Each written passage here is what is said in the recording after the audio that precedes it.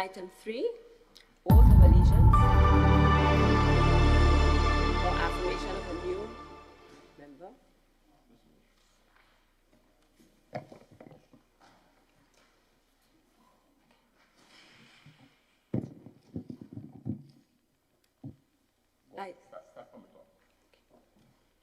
Item 3, oath of allegiance or affirmation of a new member. 4, confirmation of minutes. You have government business? Thank you, Mr. Speaker. Good morning to everyone. I wish to move that the minutes of the proceedings of the House of Representatives held at Parliament Chamber, Mount Well, St. George's, on Tuesday, the 20th of January, 2026, at 9 a.m., be taken as read. Honorable members, the question is that the minutes of the proceedings of a sitting of the House of Representatives held at Parliament Chamber, Mount Weldale, St. George's, on Tuesday, 20th January 2026, at 9 a.m., be taken as read. Those in agreement say aye. Those opposed say no. The ayes have it. Indeed, the ayes have it. Leader of government business. Thank you, Mr. Speaker. I beg to move that the minutes of a proceeding of the sitting of the House of Representatives held at Parliament Chamber, Mount Well, St. George's, on Tuesday, the 20th of January, 2026, at 9 a.m., be confirmed. Honorable members, the question is that the minutes of a sitting of the House of Representatives held at Parliament Chamber, Mount Well, St. George's, on Tuesday, January 20th, 2026, at 9 a.m., be confirmed. Those in agreement say aye. Those opposed say no. The ayes have it. Indeed, the ayes have it. The minutes are confirmed. Item 5, messages from the Governor General. Item 6, announcements by Mr. Speaker.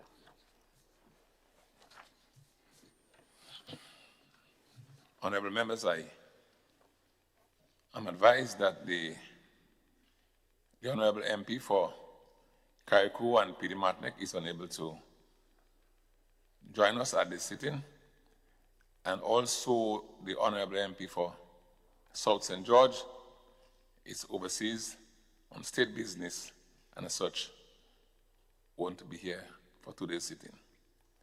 I wish to also inform this Honorable House that the Parliament did celebrate the traditions of Grenada as planned on February 5th as part of our independence anniversary celebrations, and it was well received.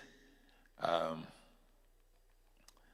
that weekend, I know we had some famous names like the great Jennifer Hostin, who was the Miss World in, I think, 1970. She came calling, and so did several other persons. Today, February 7th, the world celebrates Analog to Digital TV Day. So, on the 17th of February, every year, the world celebrates the movement, the transition from analog TV to digital TV. So people who are listening in and watching this sitting of the Parliament must appreciate the transformation that we now experience when we look at TV. It was not always so. It was once black and white and very slow. Those are my announcements.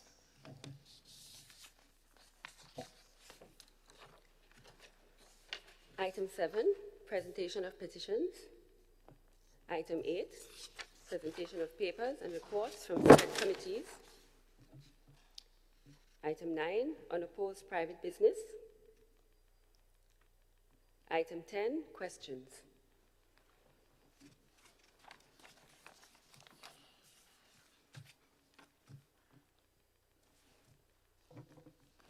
The Leader of His Majesty Opposition. Thank you, Mr. Speaker. Mr. Speaker, I wish to report that I received answers to some of the questions submitted. As a matter of fact, to be specific, 4 out of 11 questions, and those 11 questions do have 12 parts in total. So I received 4 answers, but of the 4 answers, Mr. Speaker, I wish to draw to your attention one of the answers that I'm very unclear about and would like to have some clarity soon is question 1. That question asks, what is the total amount spent to date on the completed Build Back Better houses? And the response to that question, Mr. Speaker, is Finance Department and or Payments Secretariat to provide this information. Now, I'm not sure what this means. I would expect that the information for all the questions would be coming from some department or the other. So what does that mean in the context of a response? I'm very much unclear. Is it that it is not yet available, it will come later? I'm not sure what this answer means. Thank you, Honorable MP. I got from you that you did not receive all the responses to the questions asked, right? So my assumption is, you said just now that the response are coming from a ministry. Your last comment was, which ministry? So this would have to be Ministry of Mobilization. To provide those answers. No, can I be clearer? So, Mr. Speaker, there are some questions. First set of questions, actually,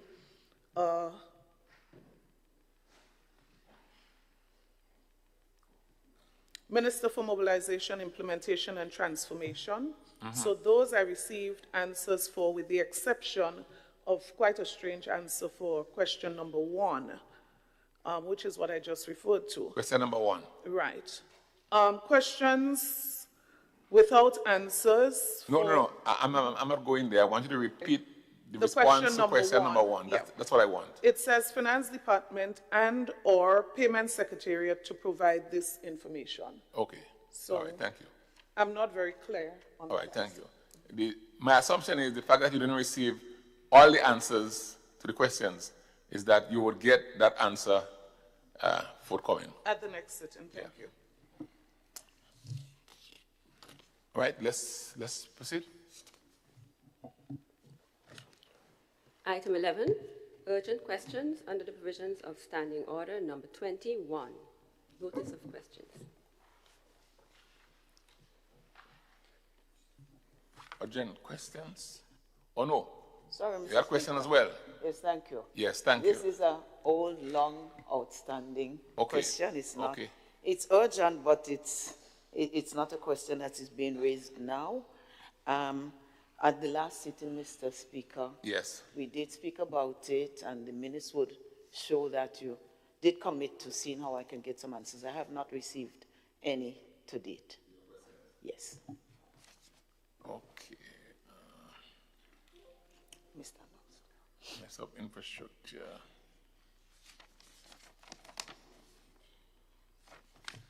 All right, I would personally look into it, Honorable MP, because you say you have not received the answers, so it means that those answers are outstanding for a while. And I think you had also said that the answers could be provided written, right? Yes, Mr. Speaker. Okay. So let me, after the sitting, ensure that you find the answers to those questions. Thank you, Mr. Speaker. All right.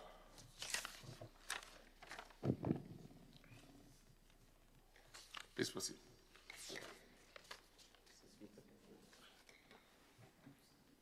Oh, sorry. I wasn't seeing your light. Honorable Prime Minister. Thank you. Thank you, Mr. Speaker, and good morning to you and good morning to members of the House.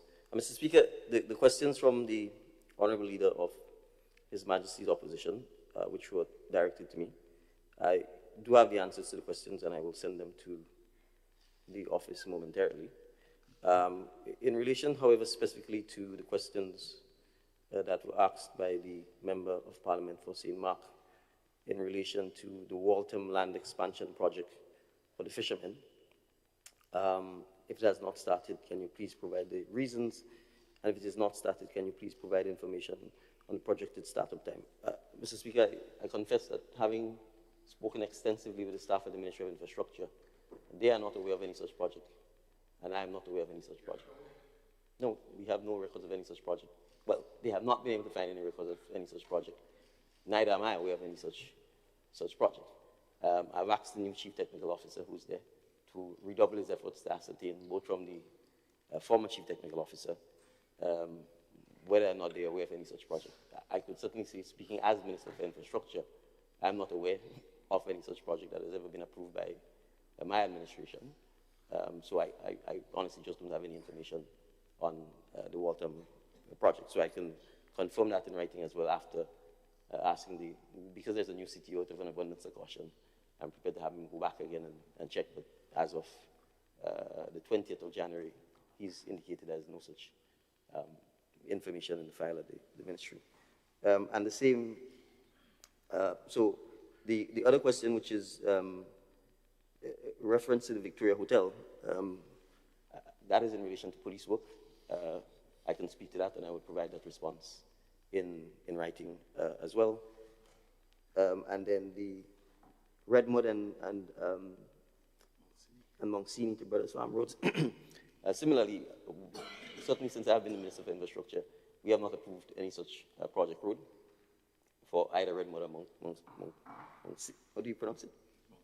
Monksini. But again, I will ask that they go back to verify, both from the road officers and from the contractual documents at the ministry, whether there's any contract in which anyone was contracted to actually do work on this. I could repeat hearsay, but I prefer not to do so in the context of saying apparently some work was started by somebody. Whether that work was ever approved by the Ministry of Infrastructure, whether it was contracted to, it's another matter. So that's the information I have at this time. So I just wanted to clarify that. The other questions, as I said, I have answers to them, and I'll be able to provide them in writing shortly. Thank you.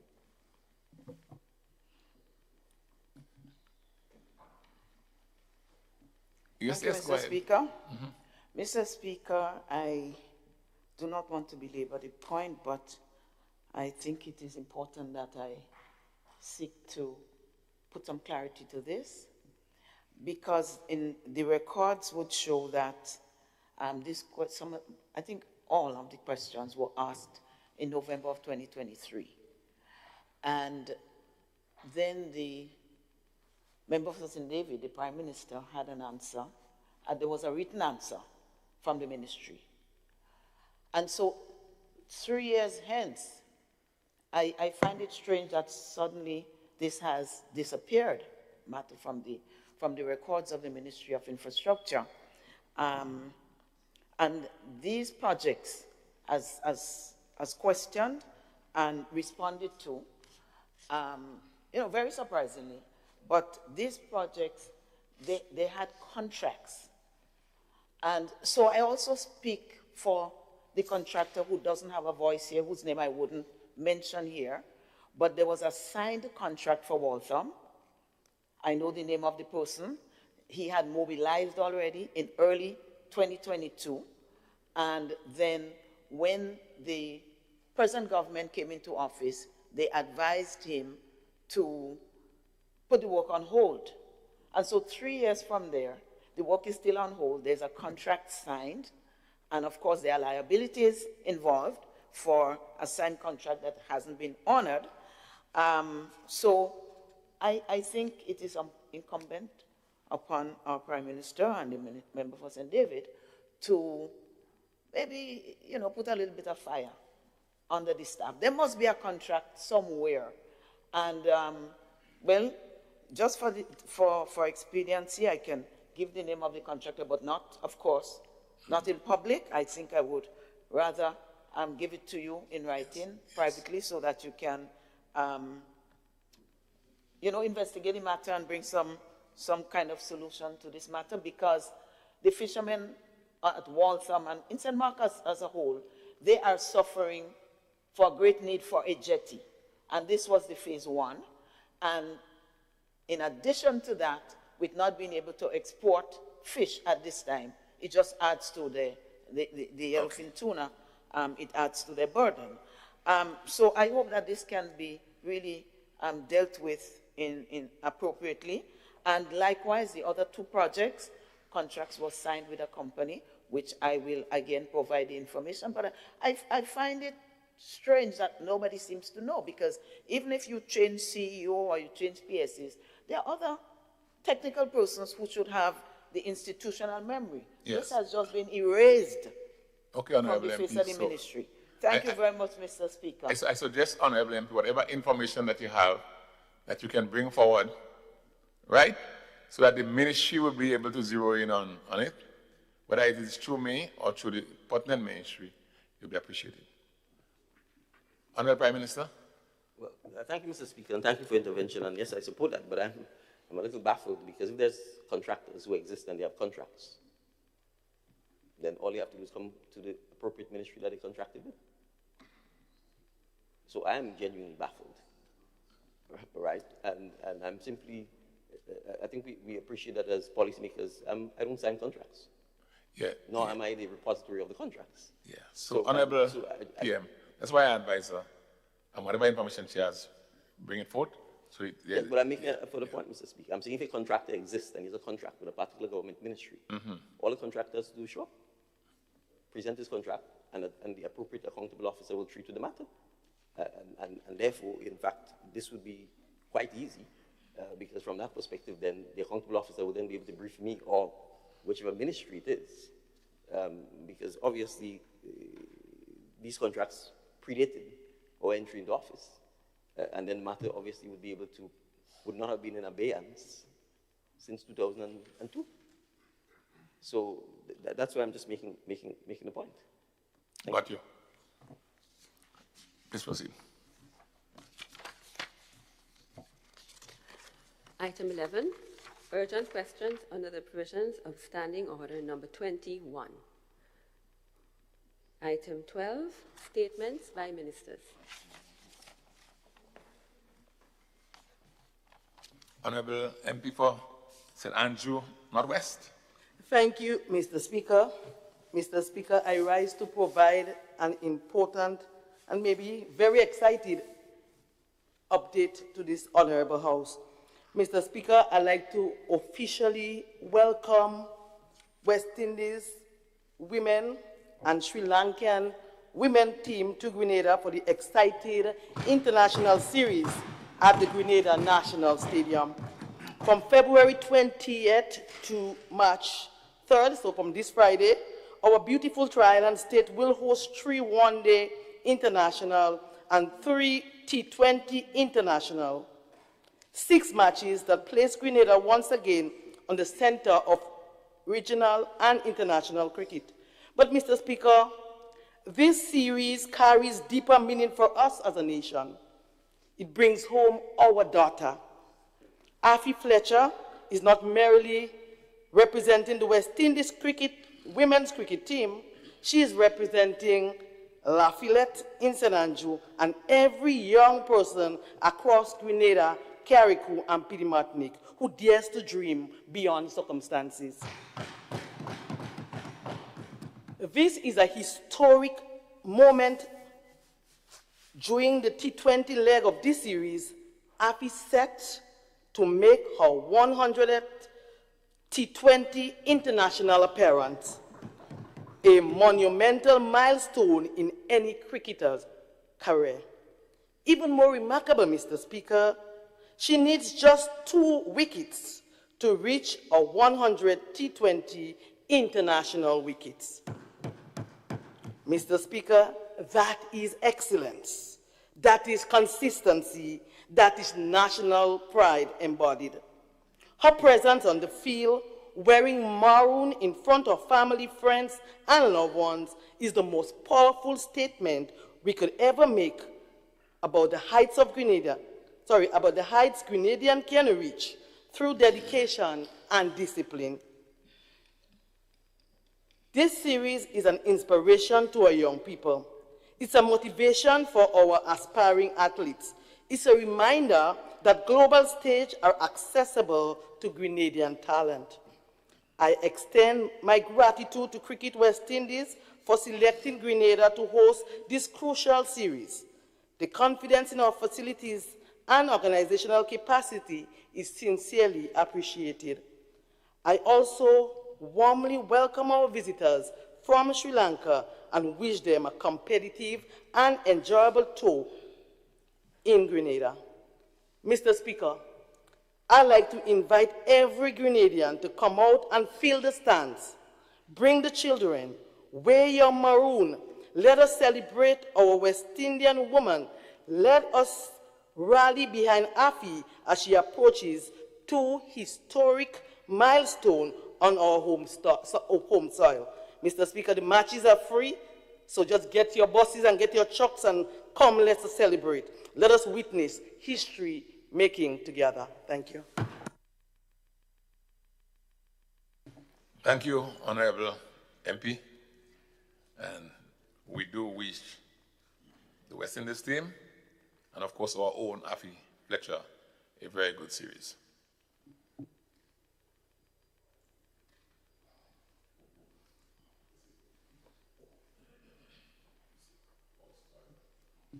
Do you have government business? Thank you, Mr. Speaker.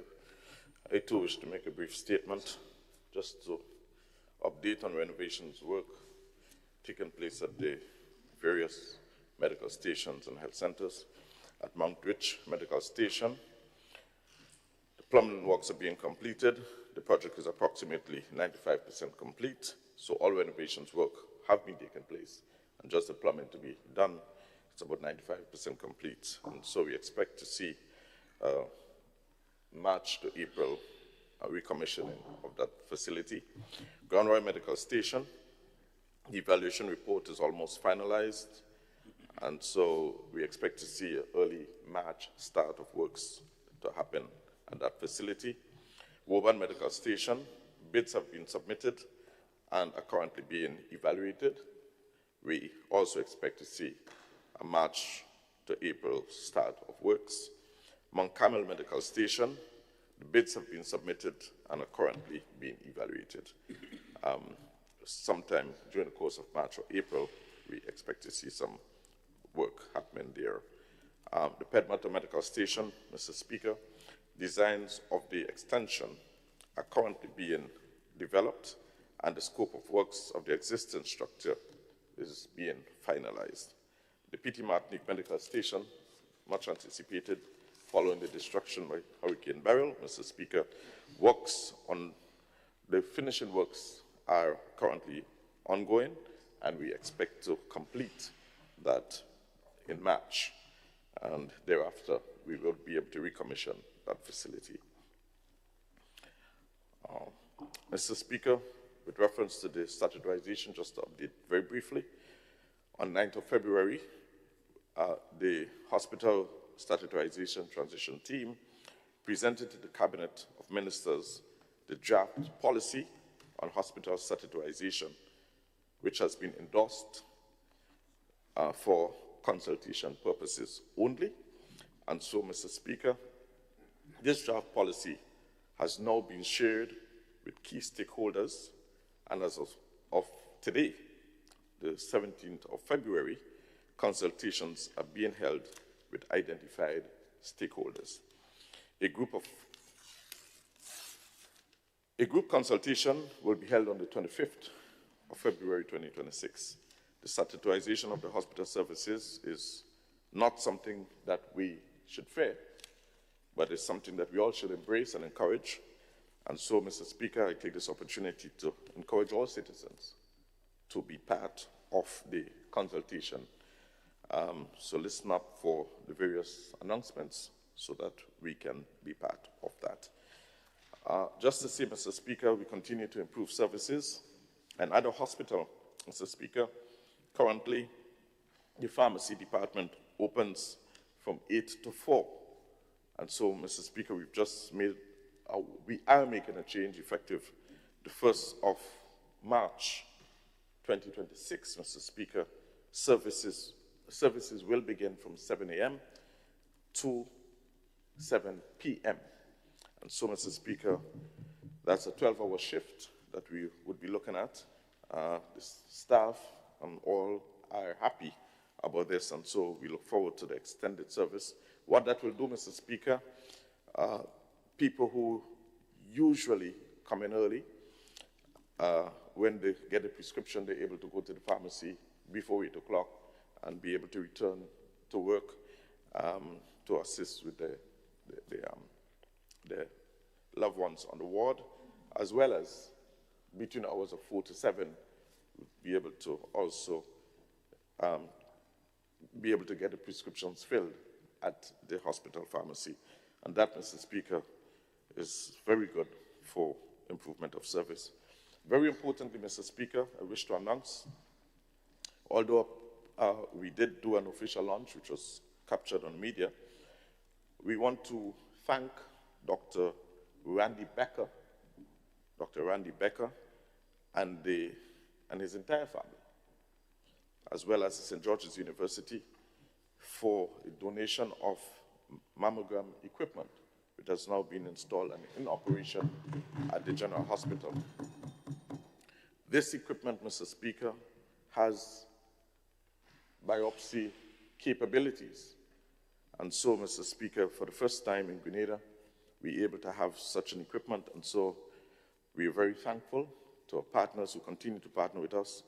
The equipment valued in the region of $500,000 US altogether. So it's a really sweet piece of equipment, well, set of equipments that has been donated to us. And so this is really going to assist our women in early screening and detection and be able to fight the onslaught of cancer that has really been on the rise here in Grenada as we continue to improve health services generally. Thank you, Mr. Speaker. Thank you, Honorable MP.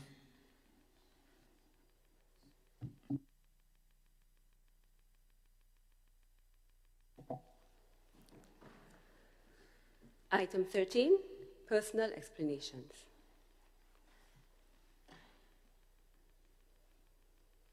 Item 14, motions. Item 15, bills.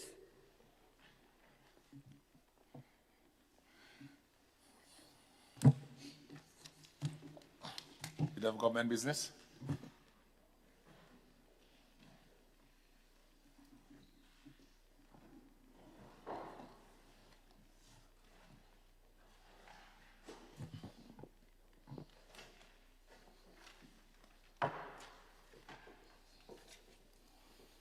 Thank you, Mr. Speaker.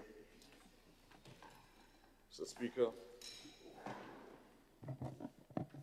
I beg to introduce for its first reading a bill for an act shortly entitled Banking Amendment Bill 2026.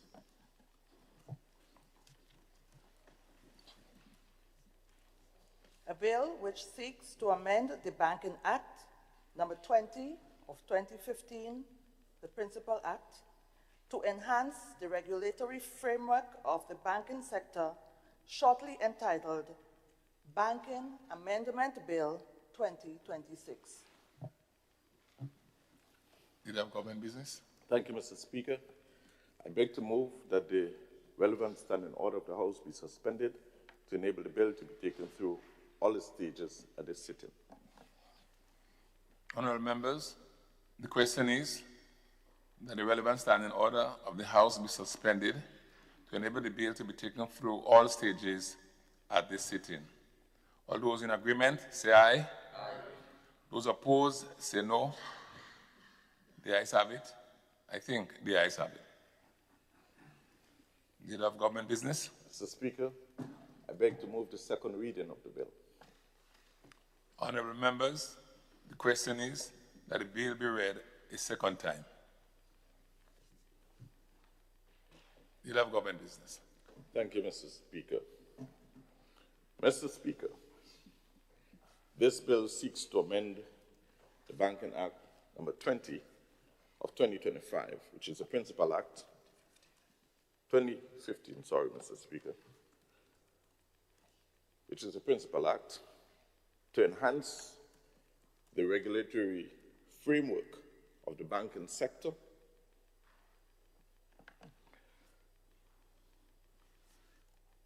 by incorporating banking and supervisory best practices, and to introduce a new area of market conduct supervision which supports consumer protection, which promotes financial literacy, financial inclusion, and market integrity. It also seeks to promote, Mr. Speaker, ethical leadership and good governance, which are the foundations of trustworthy financial institutions. Mr. Speaker, this represents a focus on long-term stability over short-term gains. By incorporating banking and supervisory best practices, we hope, Mr. Speaker, to achieve these fundamentals. This particular bill, Mr. Speaker, contains 19 clauses, and I will seek to just refer to a few of them quickly so that we get a general idea as to what is contained in this particular bill. Clause 1, Mr. Speaker, speaks to the short title, and Clause 2 treats with the definitions which are contained in the bill. Clause 3 of the bill seeks to amend Section 2 of the Act to modify existing definitions of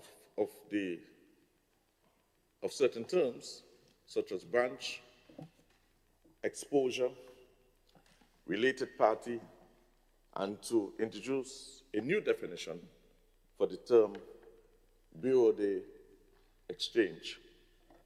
Section 102, subsection 1 of the Act is amended by Clause 4, Mr. Speaker, to include broker or dealer services, provision of payment card services, investment management services, and insurance businesses as permissible activities in which a licensed financial institution may engage. By Clause 5, Mr. Speaker, it seeks to amend Section 14 of the bill by substituting subsection 2 to clarify that the central bank must consider the licensed financial institution written objection before deciding whether to revoke a license. A new section, Mr. Speaker, subsection 2A, is also inserted to specify the instances in which the central bank does not require the submission of written objection in order to revoke the license of a licensed financial institution. A new section, Section 19A, is inserted by Clause 6 of the bill to address the requirements for operating, relocating, and closing a Bureau de Exchange.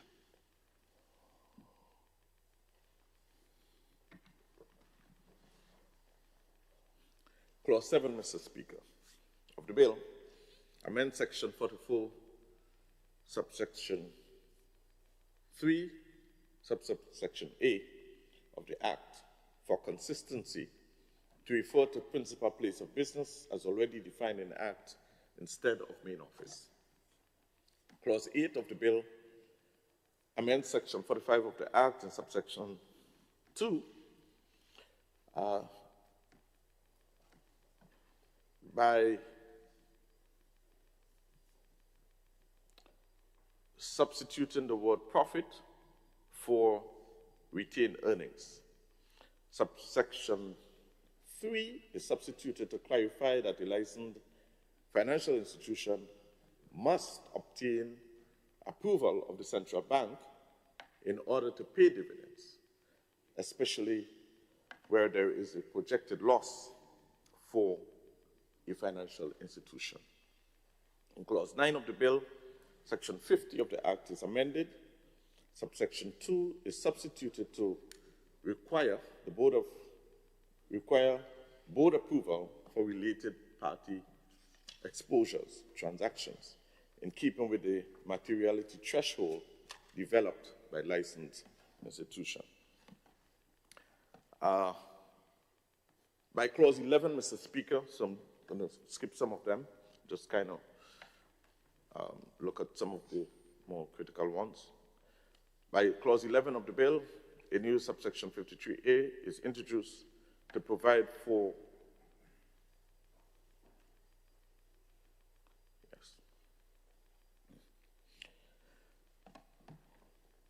By Clause 11 of the bill, Mr. Speaker, a new subsection 53A is introduced to provide for a prohibition of outsourcing.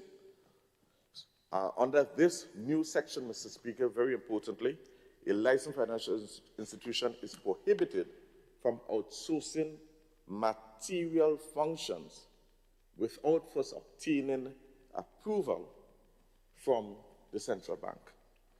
Further, Mr. Speaker, a licensed financial institution must notify the central bank before outsourcing its non-material functions. And Mr. Speaker, all of this is geared towards ensuring the confidence in these institutions is protected and investors' deposits are protected. Clause 13 of the bill introduces a new subsection 6 and subsection 7. In section 69 of the Act, these subsections provide for the publication and exhibition of a notice detailing the grant of an extension by the central bank to a licensed financial institution to publish its audited financial statements. Very importantly, Clause 14, Part Roman numeral 7 of the Act is amended by Clause 15 of the bill.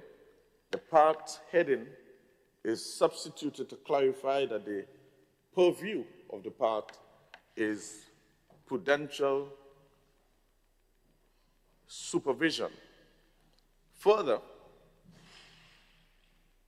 Section 70, subsection 1 of the Act is amended to remove references to the periodicity of examination in an effort to reflect that examinations are done based on financial soundness of a licensed financial institution in keeping with the central bank risk-based approach to supervision. So, Mr. Speaker, the risk-based approach to supervision ensures that the various aspects of risk within the institution is considered at all stages. Moreover, Mr. Speaker, a new subsection 92A requires the central bank, very importantly, to set the maximum fees and charges that may be applied by a licensed financial institution. And so, Mr. Speaker, again, this one protects consumer interests. And finally, Mr. Speaker, Clause 16 of the bill introduces a new part, Roman numeral 7A, to the Act, which addresses a new area of market conduct supervision. This part contains 13 divisions, which I'm not going to go into, Mr. Speaker, but only to say the essence of this introduction is to ensure consumer protection consumer education and awareness so that consumer has a right under the Banking Act to be protected. And so, Mr. Speaker, with this, I now present the bill to the House for its consideration. Thank you. Thank you, Leader of Government Business.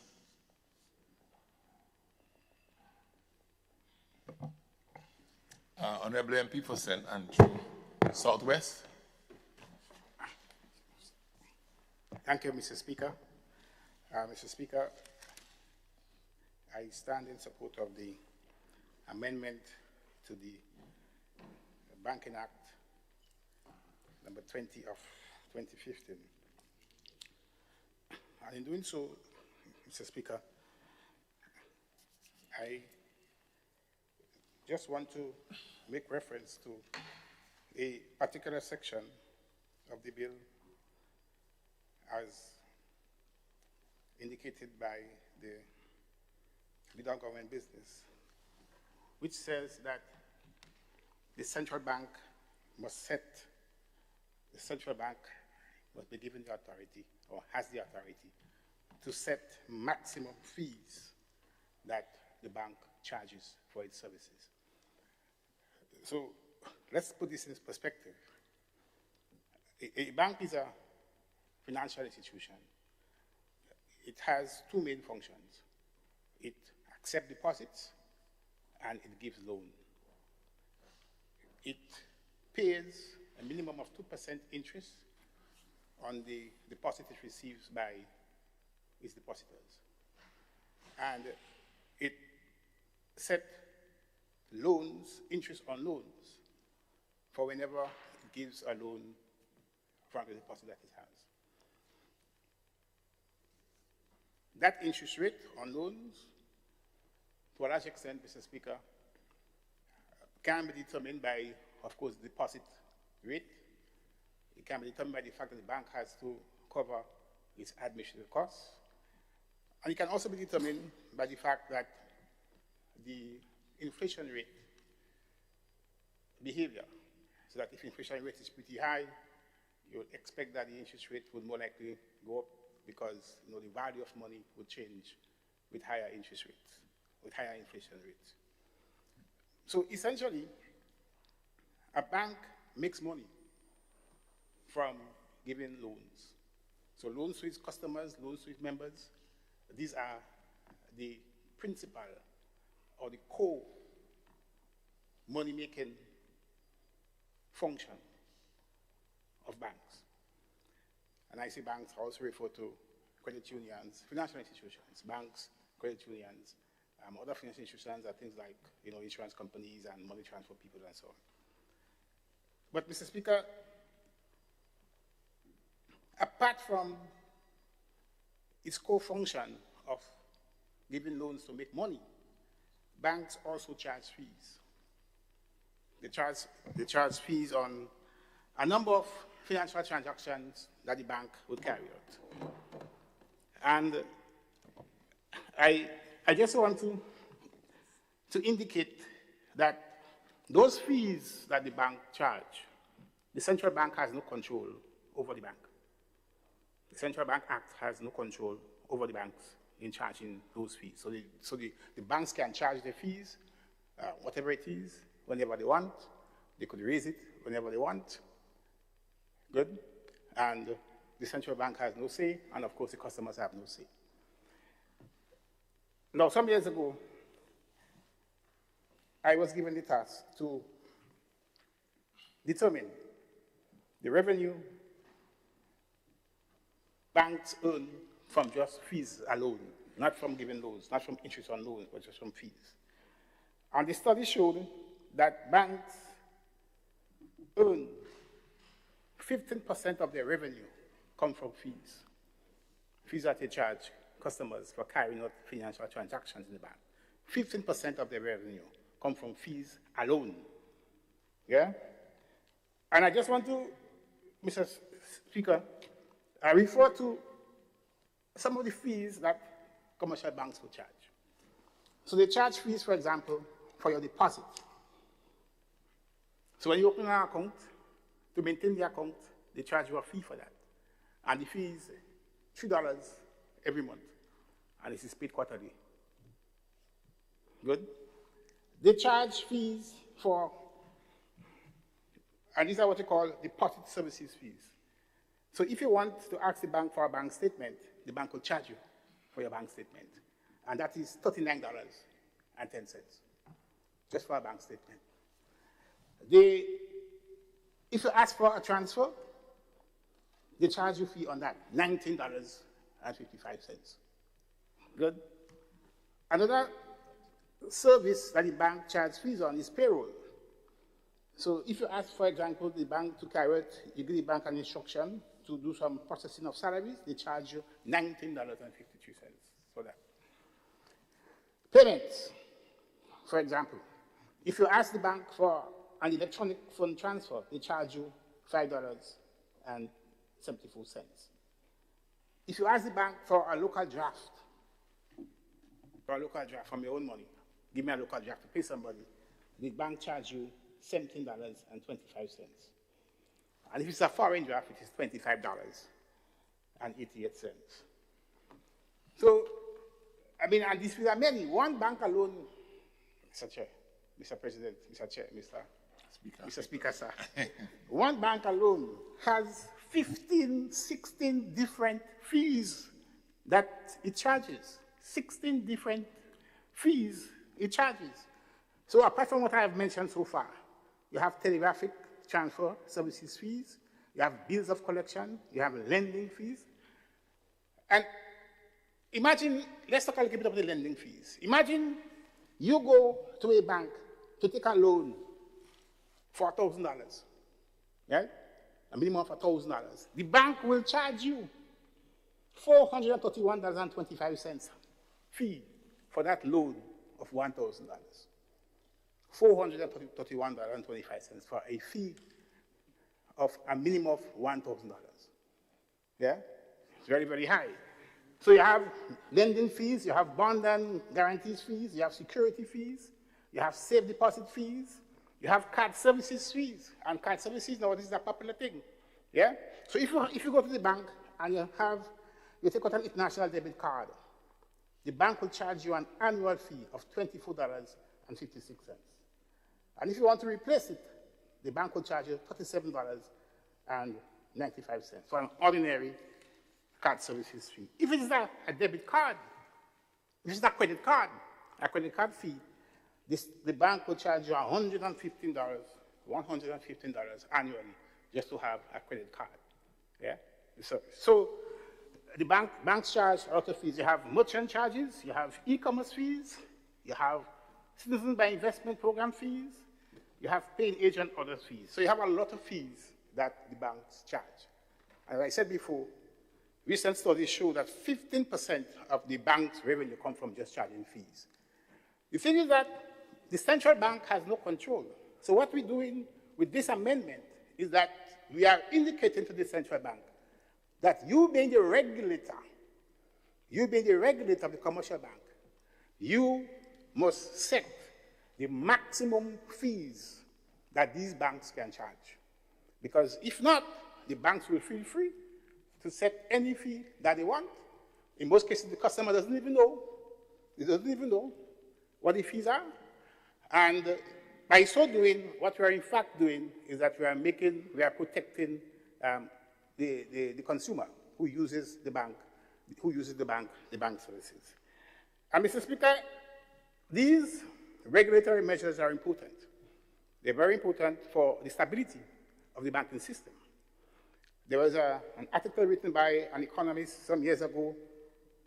It entitled it, "Hello, Financial Crash." Hello, financial crash. Goodbye, financial regulation. And what he said is that if you don't regulate financial institutions, there's a likelihood that they can crash. And when they crash, the spin-off is in the economy, and that the whole things come down. So this amendment to the Act, Mr. Speaker, sir, is geared towards giving the central bank the authority to set maximum fees for customers, so that, you know, the banks don't do as they wish. Good? And being the central bank, you being the regulator, you must have that authority to say to the bank, such is the fee that you must charge for your different transactions when people come to do work with you. So in this regard, Mr. Chairman, I give my full support to the amendment, and that it is good for the financial sector here in Manila. Thank you very much.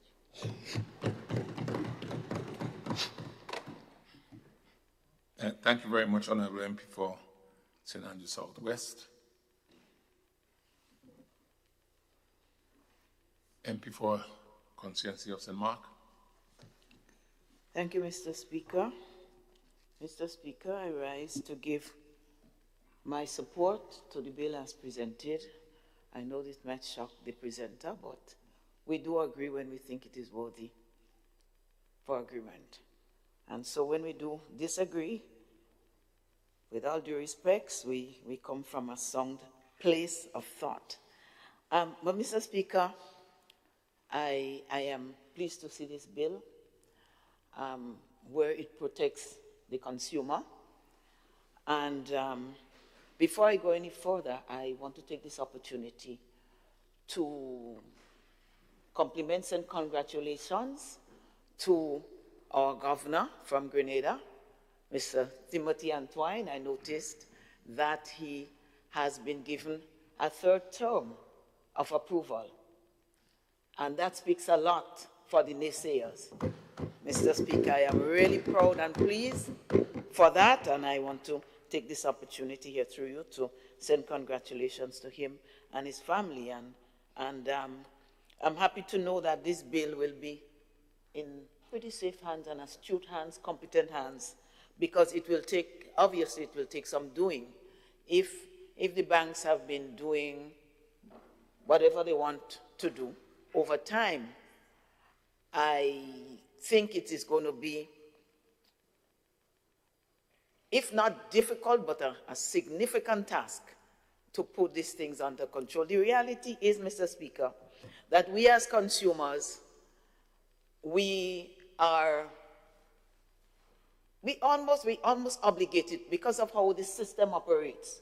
No longer, I think my parents perhaps used to put their money under the mattress, and grandparents and so on, but that no longer is the way of operations. And therefore, we are forced to go to some financial institution, hopefully a licensed one, but we are forced to go there. And because we feel that it is the only avenue, sometimes we do not look at the cost. I heard the member speak about how much you have to pay. If you borrow $1,000, you have to pay $400 back. And I have to check it myself because it sounds like a phenomenal amount. And a number of smaller ones, but they all add up. And they all add up for the financial institution, and they all subtract from the consumer. And they add up on the negative side, and when one does take stock, you might find that you have lost quite a bit. So I applaud that. I notice here that there is an oversight for accountability, which requires the licensed financial institution to put in place mechanisms to avoid fraud and misuse of a financial consumer. And that brought to me the story of someone I know very well in Grenada, poor person who would have worked hard and is now retired and receiving their pension and so on, and that person dealt with a particular bank, and one day the person just woke up and found that there was no money in her account. And after months and months of visiting the bank, what she was told was, there's nothing we could do. And I never understood that, and I don't understand it, and I was trying to encourage her to take further steps. I think I mentioned it to the member one time to have a discussion to see if I could get some enlightenment as to how that person could move forward. And to add insult to injury, because her account was linked to her son's account. Later on, a similar thing happened, and the bank said they are not responsible. So I hope, I don't know if this legislation could be retroactive. I hope it can be. I hope it would open up. Maybe there's a period in which you could, and I didn't see it in looking at the legislation, but a period in which you can lay a complaint, and I hope that that person could be within that doors, because I find it is so unreasonable. You go to a bank because you think it is safe, and when the bank proves otherwise, people seem to have no, how shall I say it, no external, no support, no authoritative support to deal with matters. And I'm pleased to hear about the central bank being set, the authority to set maximum fees for certain things. And we heard quite a lot about the fees, and I really hope that this can be enforced. It's one thing to pass laws, it's another thing to have enforcement. But I look forward to see a consumer day come when consumers can have more confidence that whatever transaction they do with a lending agency, as licensed as it might be, that there's an oversight entity with the competence and the legal teeth to protect our monies. I thank you, Mr. Speaker. Thank you very much, Honorable MP for St. Mark. MP for the constituency of St. Patrick East. Mr. Speaker, I rise to give my full support to the amendment to the Banking Act bill as before us today.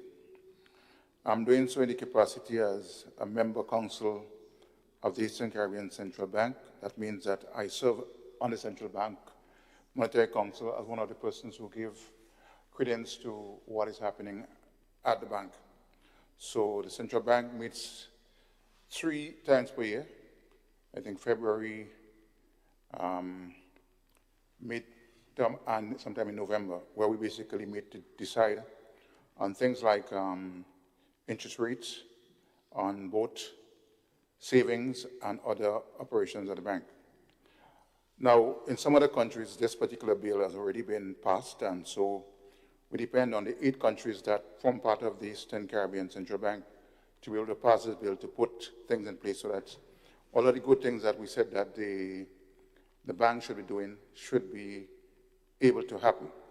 So I believe that it's a good move that the central bank would be able to at least fix fees on some of the transactions that are existing in the current financial system, and so that our people would be protected one way or the other with what has been proposed.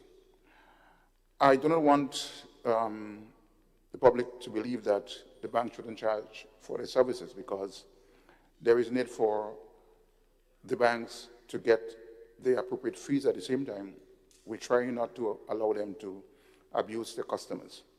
And so, Mr. Speaker, while on one front, we used to have a situation where the ministries of finance of the countries were the ones who used to grant banking license to the bankers. You may recall the situation that we had in Grenada with the Cap Bank, where that bank was not given a license by the central bank, but it was given by the Ministry of Finance, Minister of Finance then. And so we know the story about the Cap Bank story. And so we never want to go back there. And so I want people to see it in a positive sign, that the central bank having the authority to grant licenses and protect the customers, as well as to ensure that the bankers get a fair share, is something that we want to see going forward. So there is sustainability, there is continuity in making sure that our countries are protected. It doesn't mean that, for example, that each country should be doing something different. But again, we're supposed to protect our customers by far and large in whatever we are doing. And so, Mr. Speaker, I want to give my full support, as I said, to this amendment to the Banking Act. Thank you. Thank you, Honorable MP for St. Patrick East.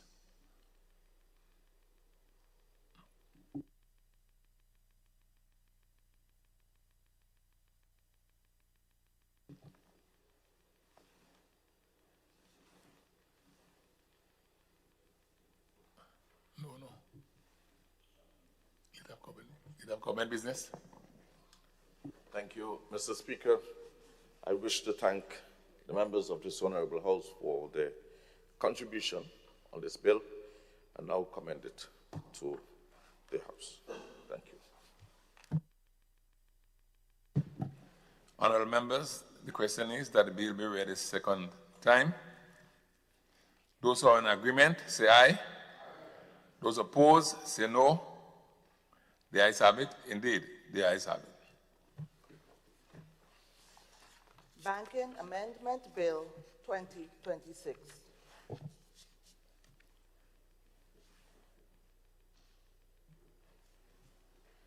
Leader of Government Business.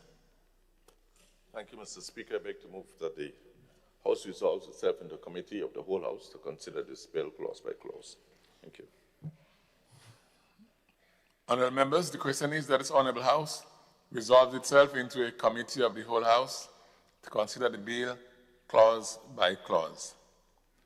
All those in agreement say aye. Those opposed say no.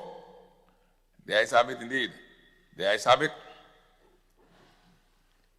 This Honourable House is now in committee.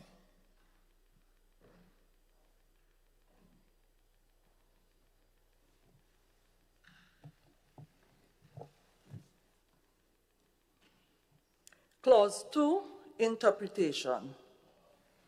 Honourable members, the question is that Clause 2 forms part of the bill. Those in agreement say aye. Aye. Those opposed say no. The ayes have it. Clause 3, amendment of Section 2 of the Principal Act. Honourable members, the question is that Clause 3 forms part of the bill. Those in agreement say aye. Those opposed say no. The ayes have it. Clause 4, amendment of Section 10 of the Principal Act. Honourable members, the question is that Clause 4 forms part of the bill. Those in agreement say aye. Those opposed say no. The ayes have it. Clause 5, amendment of Section 14 of the Principal Act. Honourable members, the question is that Clause 5 forms part of the bill. Those in agreement say aye. Aye. Those opposed say no. The ayes have it. Clause 6, insertion of new Section 19A in the Principal Act. Honourable members, the question is that Clause 6 forms part of the bill. Those in agreement say aye. Aye. Those opposed say no. The ayes have it. Clause 7, amendment of Section 44 of the Principal Act. Honourable members, the question is that Clause 7 forms part of the bill. Those in agreement say aye. Aye. Those opposed say no. The ayes have it. Clause 8, amendment of Section 45 of the Principal Act. Honourable members, the question is that Clause 8 forms part of the bill. Those in agreement say aye. Aye. Those opposed say no. The ayes have it. Clause 9, amendment of Section 50 of the Principal Act. Honourable members, the question is that Clause 9 forms part of the bill. Those in agreement say aye. Aye. Those opposed say no. The ayes have it. Clause 10, amendment of Section 53 of the Principal Act. Honourable members, the question is that Clause 10 forms part of the bill. Those in agreement say aye. Aye. Those opposed say no. The ayes have it. Clause 11, insertion of new Section 53A in the Principal Act. Honourable members, the question is that Clause 11 forms part of the bill. Those in agreement say aye. Aye. Those opposed say no. The ayes have it.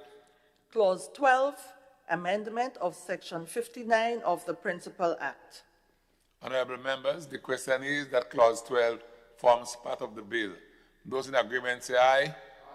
Those opposed say no. The ayes have it. Clause 13, amendment of Section 69 of the Principal Act. Honourable members, the question is that Clause 13 forms part of the bill. Those in agreement say aye. Aye. Those opposed say no. The ayes have it. Clause 14, insertion of new Part 6A in the Principal Act. Honorable members, the question is that clause 14 forms part of the bill. Those in agreement say aye. Aye. Those opposed say no. The ayes have it. Clause 15, amendment of Part 7 of the Principal Act. Honorable members, the question is that clause 15 forms part of the bill. Those in agreement say aye. Aye. Those opposed say no. The ayes have it. Clause 16, insertion of new Part 7A in the Principal Act. Honorable members, the question is that clause 16 forms part of the bill. Those in agreement say aye. Aye. Those opposed say no. The ayes have it. Clause 17, amendment of Section 183 of the Principal Act. Honorable members, the question is that clause 17 forms part of the bill. Those in agreement say aye. Aye. Those opposed say no. The ayes have it. Clause 18, amendment of Section 184 of the Principal Act. Honorable members, the question is that clause 18 forms part of the bill. All those in agreement say aye. Aye. Those opposed say no. The ayes have it. Clause 19, insertion of new Section 184A in the Principal Act. Honorable members, the question is that clause 19 forms part of the bill. Those in agreement say aye. Aye. Those opposed say no. The ayes have it. Clause 1, short title. Honorable members, the question is that clause 1 forms part of the bill. All those in agreement say aye. Aye. Those opposed say no. The ayes have it. I think the ayes have it.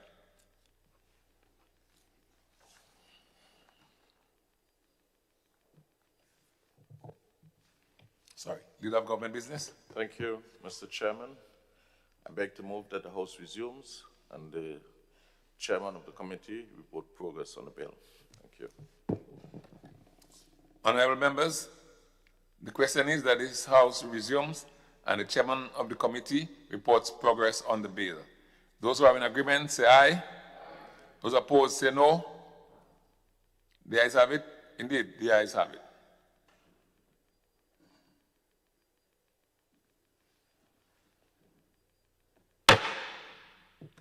This Honorable House now resumes.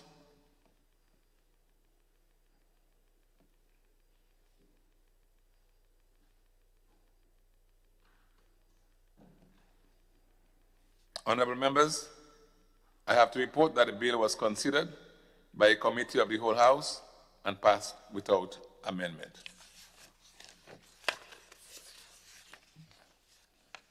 Leader of Government Business. Thank you, Mr. Speaker. I beg to move that the Chairman's report be adopted. Honorable members, the question is that the Chairman's report be adopted. Those who are in agreement say aye. Aye. Those opposed say no. The ayes have it. I think the ayes have it. Leader of Government Business. Mr. Speaker, I beg to move the third reading of the bill. Honorable members, the question is that the bill be read a third time. Honorable members, the question is that the bill be read a third time and pass. Those who are in agreement say aye. Aye. Those who oppose say no. The ayes have it. I think the ayes have it. Banking Amendment Bill 2026.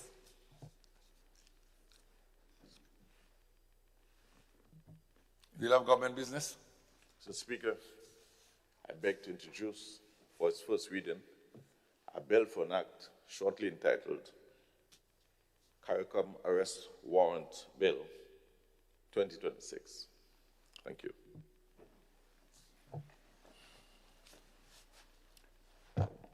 A bill which seeks to establish a procedure for issuing Caricom arrest warrants to provide for the necessary administrative and other procedures for the effective arrest and surrender of persons on the Caricom arrest warrant, shortly entitled Caricom Arrest Warrant Bill 2026. Leader of Government Business. Mr. Speaker, I beg to move that the relevant standing order of the House be suspended to allow the bill to be taken through all the stages at this sitting. Thank you. Honorable members, the question is that the relevant standing order of the House be suspended to enable the bill to be taken through all stages at this sitting. Those who are in agreement, say aye. Those opposed, say no. The ayes have it. I think the ayes have it. Leader of Government Business. Thank you, Mr. Speaker. I beg to move the second reading of the bill. Honorable members, the question is that the bill be read a second time.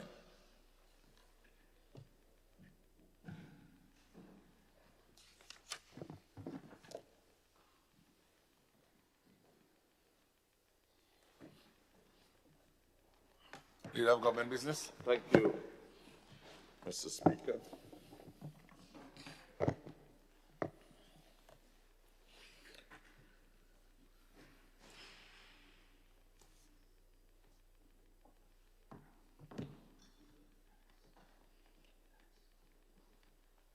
The Caricom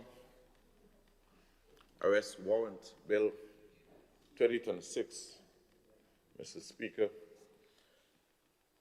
contains 3 parts.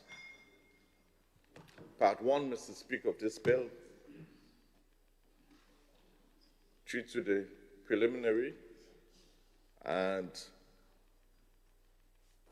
is captured in clauses 1 to 6.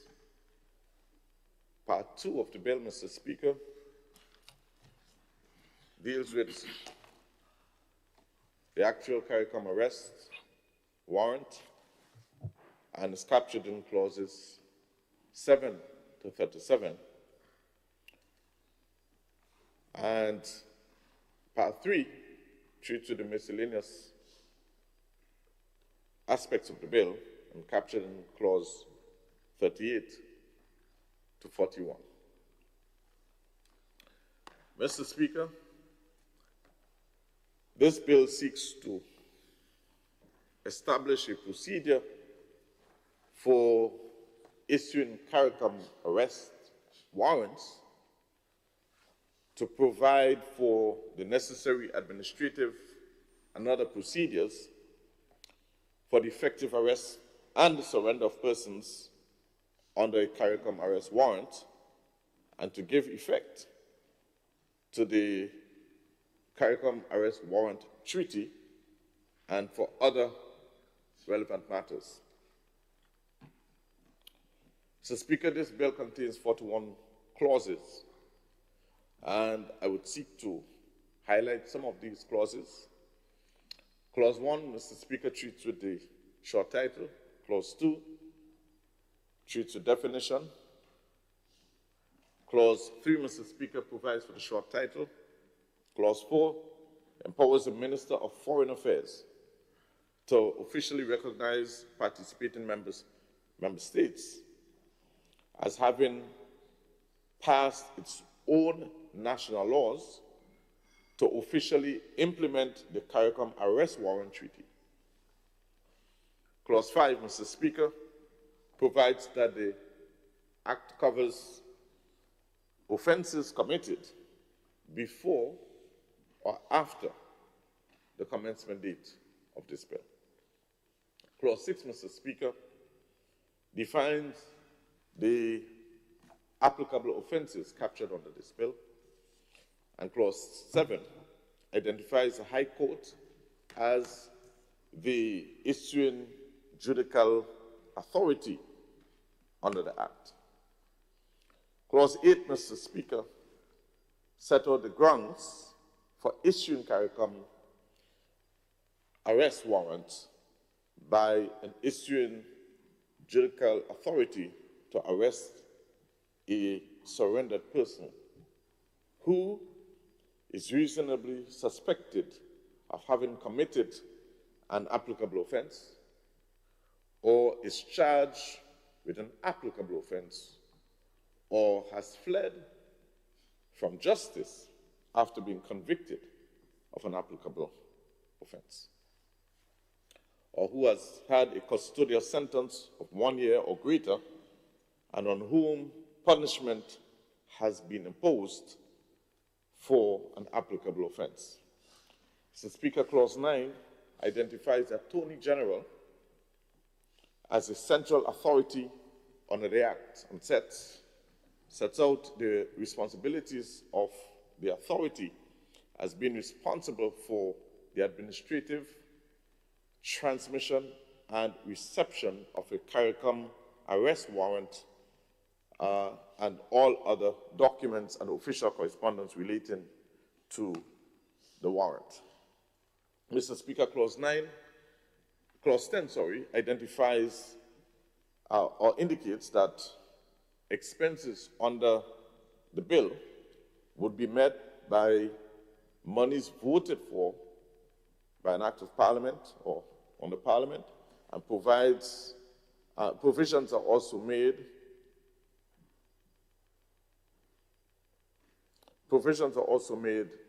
for the expenses of transporting the requested person from the executing participating member state to the issuing participating member state to be borne by the participating member. The participating member, Mr. Speaker, are also empowered to enter an agreement to share expenses incurred in executing the particular warrant.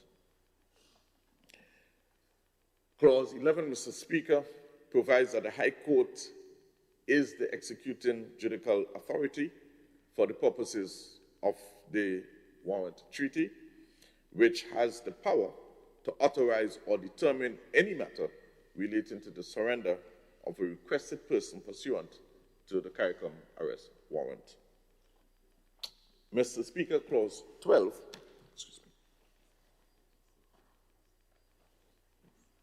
empowers the judicial authority in a Caricom member state to issue a Caricom arrest warrant to have a person arrested and handed over if the person is wanted for a criminal prosecution or the person has already been sentenced to prison or detention but fled before starting or finishing their time in incarceration. Clause 30, Mr. Speaker, refers to the second schedule, which set out the form of a Caricom arrest warrant. Clause 14 provides for the transmission of a Caricom arrest warrant, and Clause 15 provides for the authentication of documents relating to the arrest warrant. Clause 16, Mr. Speaker, addresses the arrest and detention of requested persons. Clause 17 provides for magistrates to exercise judicial authority under the Act throughout the jurisdiction of the executing participating member state, overriding and providing for the contrary in the Magistrate Act. However, just this jurisdiction does not extend to habeas corpus, which is within the purview of the High Court. Clause 18, Mr. Speaker, provides for the voluntary process of surrender. Clause 19 addresses situations in which Caricom arrest warrant relates to more than one offense. Clause 20, Mr. Speaker, addresses surrender procedures. 21 provides for the surrender of decisions. Clause 22 provides that a requested person can only be prosecuted for the specified offenses for which the person was surrendered, unless the following: that the requested person consents to the prosecution or sentence, and 2, the requested person is being prosecuted or sentenced for a lesser offense disclosed by the fact of the request for surrender, and 3, the executing consents to him or her being dealt with for another applicable offense or the requested person.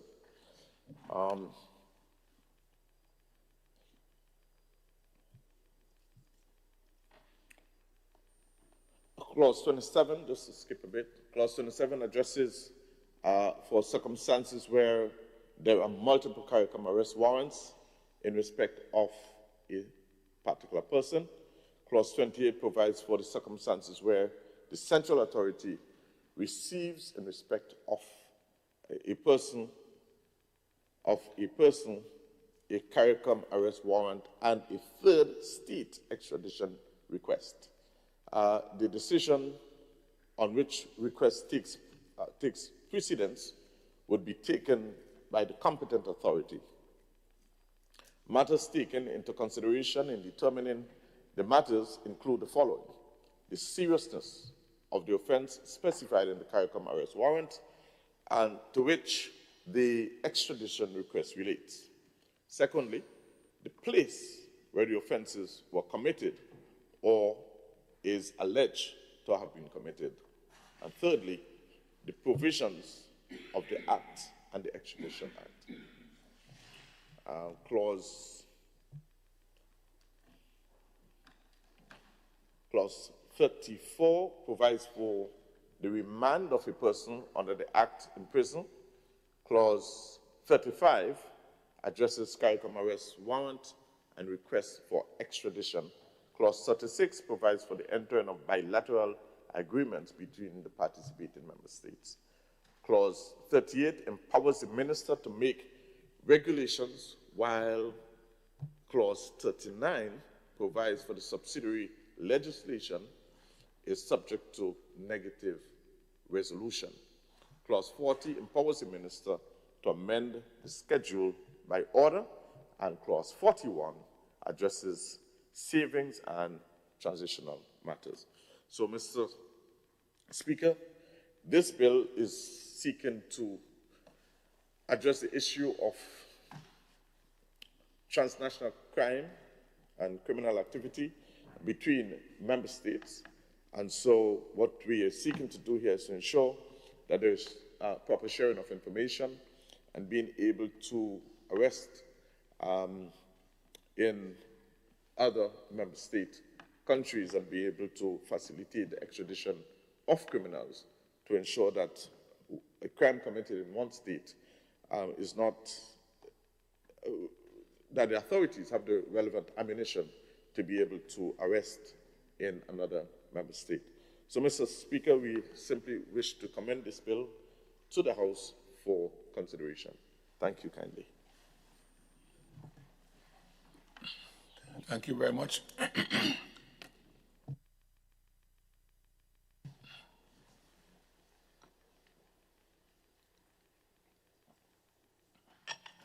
Thank you very much, Leader of Government Business.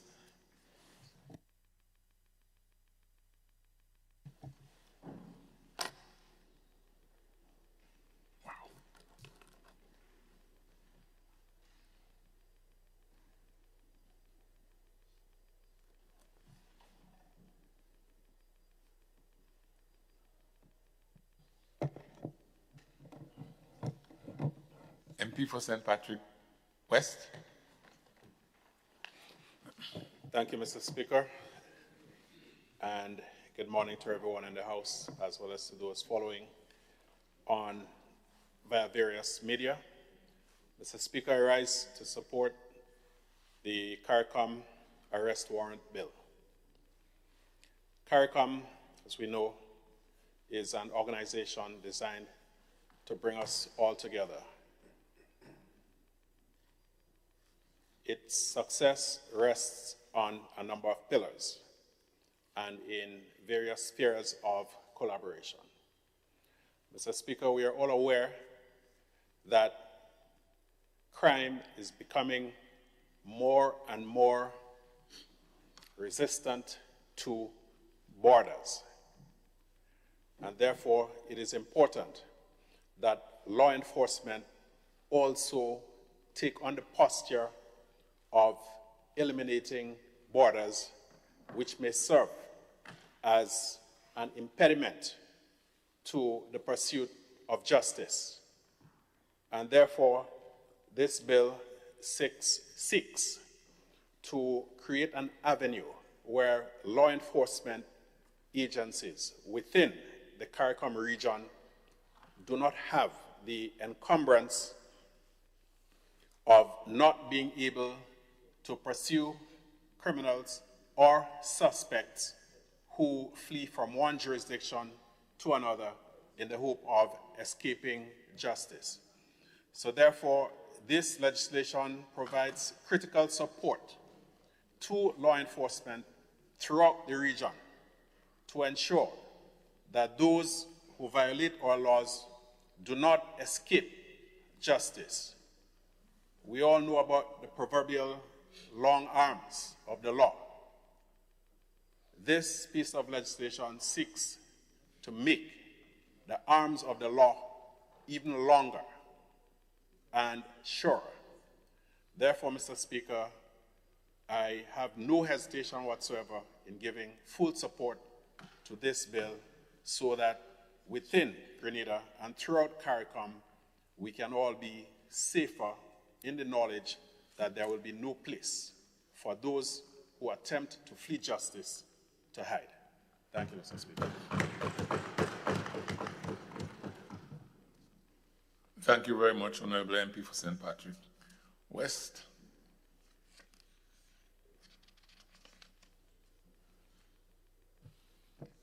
The Leader of Government Business. Thank you, Mr. Speaker. Since there are no other... Yeah, okay, sorry.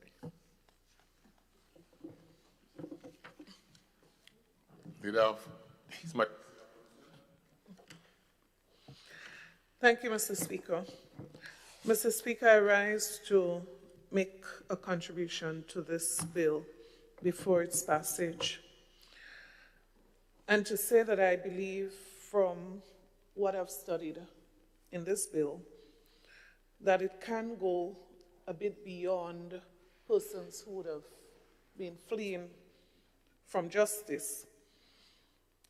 And so when you consider, Mr. Speaker, this bill, you can consider it to be a powerful tool that allows citizens to be arrested, detained, and surrendered to another jurisdiction, in other words, another country. And Mr. Speaker, I consider this to be very serious action that can be taken against the liberty of a person.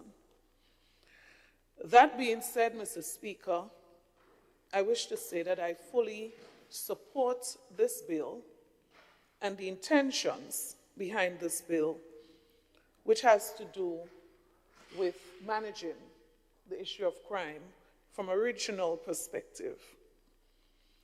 Mr. Speaker, I wish to point out a few things that I believe are serious and should be considered as we proceed in terms of implementation of this. And I want to start on the subject of consultation. Might be a recurring decimal, but I believe, Mr. Speaker, that we ought not to trivialize the importance of consultation, particularly on things that have serious implications. So if we speak in generally, we can speak about implications for taxpayers, because this actually has financial implications. So at least they should know. At least we should get their views on what we are going to do. So I believe most Grenadians are going to be hearing about this for the very first time this morning, including serious people within the legal system, the judicial system. These persons, Mr. Speaker, will be expected to implement what we are going to pass today. And so, even if you reduce it to just courtesy, Mr. Speaker, again, I repeat this morning, we are bringing too many serious bills before this House that refuse to have any kind of consultation and refuse to have any kind of serious consultation with those who are going to be seriously affected and those who would be critical to the implementation. And I want to go further with this because I believe it's important. It was said some time ago we have the larger numbers so we can just pass what we have to pass. And reference was made to a particular bill that was passed before when we raised the issue of getting the public aware before we come here. So, Speaker, we passed in this House recently a piece of legislation that went into effect from the 2nd of February. And in many instances, Mr. Speaker, it is impossible to implement. Important piece of legislation, but we have not put the administrative and the technical systems in place to facilitate. As a matter of fact, some of the persons who are key to implementation of this piece of legislation that we passed, they only heard about it in the public domain after we would have passed the legislation. Until now, Mr. Speaker, many of them have not even been briefed. Implementation was supposed to begin on February 2nd. So, Mr. Speaker, this bill before us is indeed important when we speak about regional security, when we speak about regional cooperation, particularly in managing modern crimes, as you may want to refer to it. But it doesn't take away the fact, Mr. Speaker, that there are some serious things that we must pay attention to. And whenever the word arrest is used, in this case, we have to surrender a person to a different jurisdiction. So, Speaker, I'm sure for all of us, it brings back what we are fundamentally aware of, that a person is always innocent until proven guilty.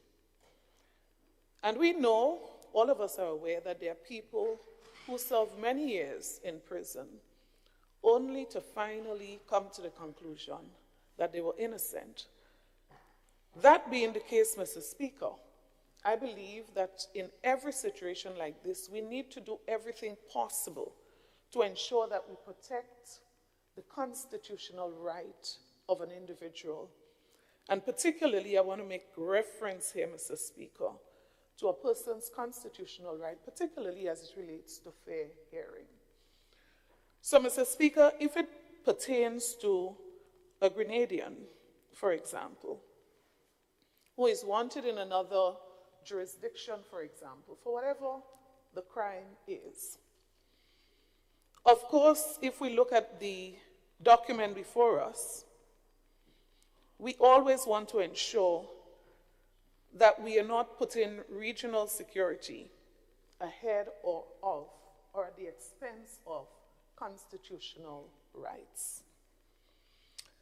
And so, Mr. Speaker, the law gives permission, or the law reminds the individual that they have a right to legal representation, for example. And that's great, that's excellent. In the local jurisdiction, when we speak about situations like that, you're also entitled to that right. But, Mr. Speaker, the first thing that came through my mind as I read through the bill is that it told you that you have the right, but I considered, for example, a person who in the local situation might have been given legal support by the state, protected by the state. Again, remembering that a person is innocent until proven guilty. So there are situations locally where an individual is protected by the state based on the circumstances, and they are provided with legal support. So I asked myself, in this situation, a Grenadian to be surrendered to another jurisdiction who cannot afford, for example, the legal support that would have been provided if that case was being heard here, how is that person supported? And there's no reference there to this, and it's one of the things that caught my attention. As a matter of fact, reference was made to support provided for an interpreter, which is great. So I would imagine in this case, if that person is going to a jurisdiction where there's a language barrier, support is provided. But I asked the question, as is normal in our jurisdiction where a person would be provided with that support from the state, what happens in this particular case? Remembering, and whenever we come up with new laws, we also want to be considering all factors. It means that this person is now being taken away from family, they're taken away from their local situation, they have not yet been proven guilty, and they are now surrendered to another jurisdiction. Is there a role for the state in that regard? In other words, Mr. Speaker, justice must not depend on the size of a person's pocket. That's the point. And we are all entitled to rights, regardless of the circumstances. So, Mr. Speaker, I just want to draw this particular observation as it relates to this piece of legislation, the bill before us.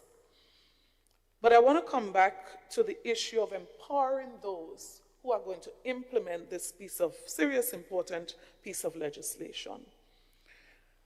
And I'm concerned when I read, Mr. Speaker, the extent of what this entails, that we are very far away as it relates to the current technical and administrative requirement. And I want to urge the government that we don't end up in the situation as it relates to the reference I made before, that we pass this legislation, we set a date for implementation, and we cannot move because we have not put some basic systems in place.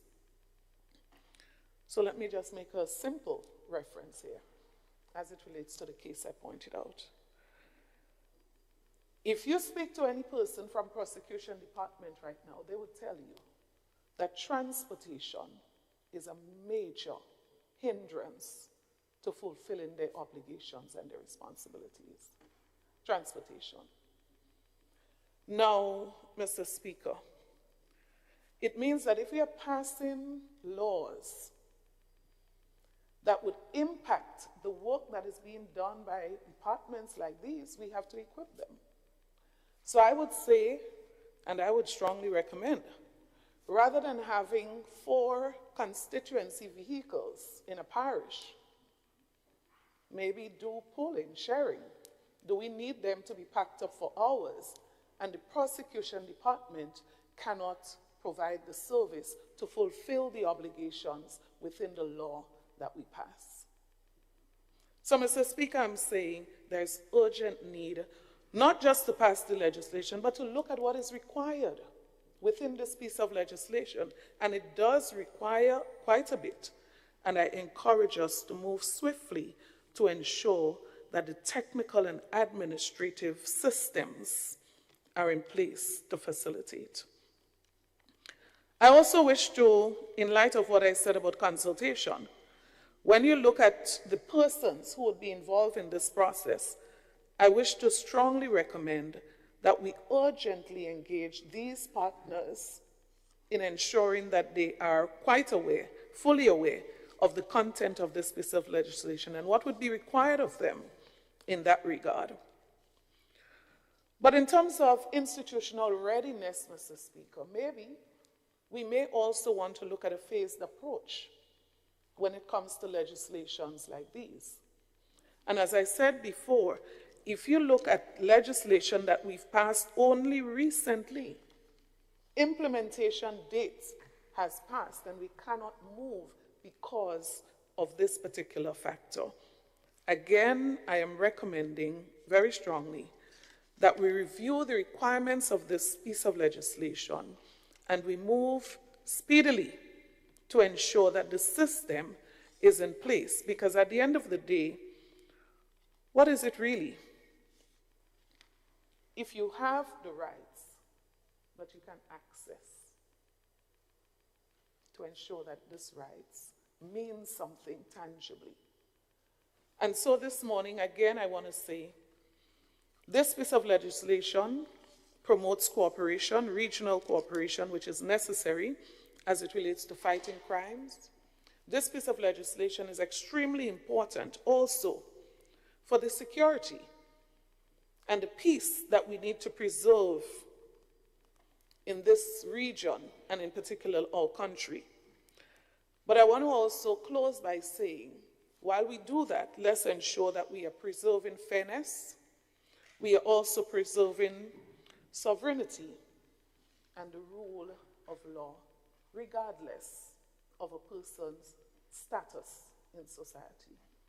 Let us also ensure that this process is independent of political and other interference so that every person is treated fairly in the process. And so I give my support to this and urge that we put the necessary safeguards and the systems in place to ensure that it works. Thank you. Thank you very much, Leader of His Majesty Opposition. Is it the lights? Is it the MP for St. George Northeast? Yes, Mr. Speaker. Mr. Speaker, thank you very much, Mr. Speaker. This piece of legislation is important, it is timely, and I believe, in all honesty, it is a long time coming. Now, essentially, it's talking about how, from a Caribbean standpoint, we can collaborate on crime. And in a sense, this bit of legislation, if anyone understands it very clearly, is not a legislation that is going to be utilized every single day, given the nature and the difference in the natures of crime that are committed. But essentially, it provides jurisdictional cover for magistrates throughout Caricom to be able to coordinate on the basis of arrests. And specifically, and just listening to the concerns raised, while they may be well-intentioned, but I am saying, Mr. Speaker, this does not take away from someone's constitutional right. There is a process, as with anything in law. You have the right to appeal. Clause 16 addresses the approach in terms of how it is going to be. And it requires, matter of fact, Mr. Speaker, just to read out a section with your leave, the central authority is required to apply to the High Court to approve or endorse the Caricom arrest warrant. If the High Court judge determines that the Caricom arrest warrant complies with the law, the judge will endorse it. So it is not just an open sepulchre to say if Ron or John, Mary, etc. is wanted, that he or she is just going to be shipped off and taken away their constitutional rights, etc. This, honestly, is a legitimate approach to how crime should be fought at the Caribbean and in particular the Caricom level. So to suggest that the bill creates some kind of legal vacuum where a person is left without representation simply because the offense occurred elsewhere is legally unsound, right? What the bill does, in fact, is balances regional justice and cooperation, as mentioned earlier on, with individual rights, jurisdictional scrutiny, and the procedural fairness. It's clearly outlined. And in essence, it helps to strengthen, as mentioned, the rule of law across Caricom. It is not taking away. We currently have laws presently which are applied. There is no threat to any constitutional right, and if ever that concern comes up, I am certain the learned men and women throughout our legal fraternity will be open to raise it. While, again, we need to listen, and we have listened to all sides, but this particular legislation does not do what I just heard was mentioned. And I think, Mr. Speaker, going forward, you see, and we could continue the conversation. We need more of those conversations. But going forward, what I think we need to do is we need to understand the context of legislations before critiquing it. This to me sounds like some kind of AI-generated critique because it is not genuinely addressing the essence of the bill presented here this morning.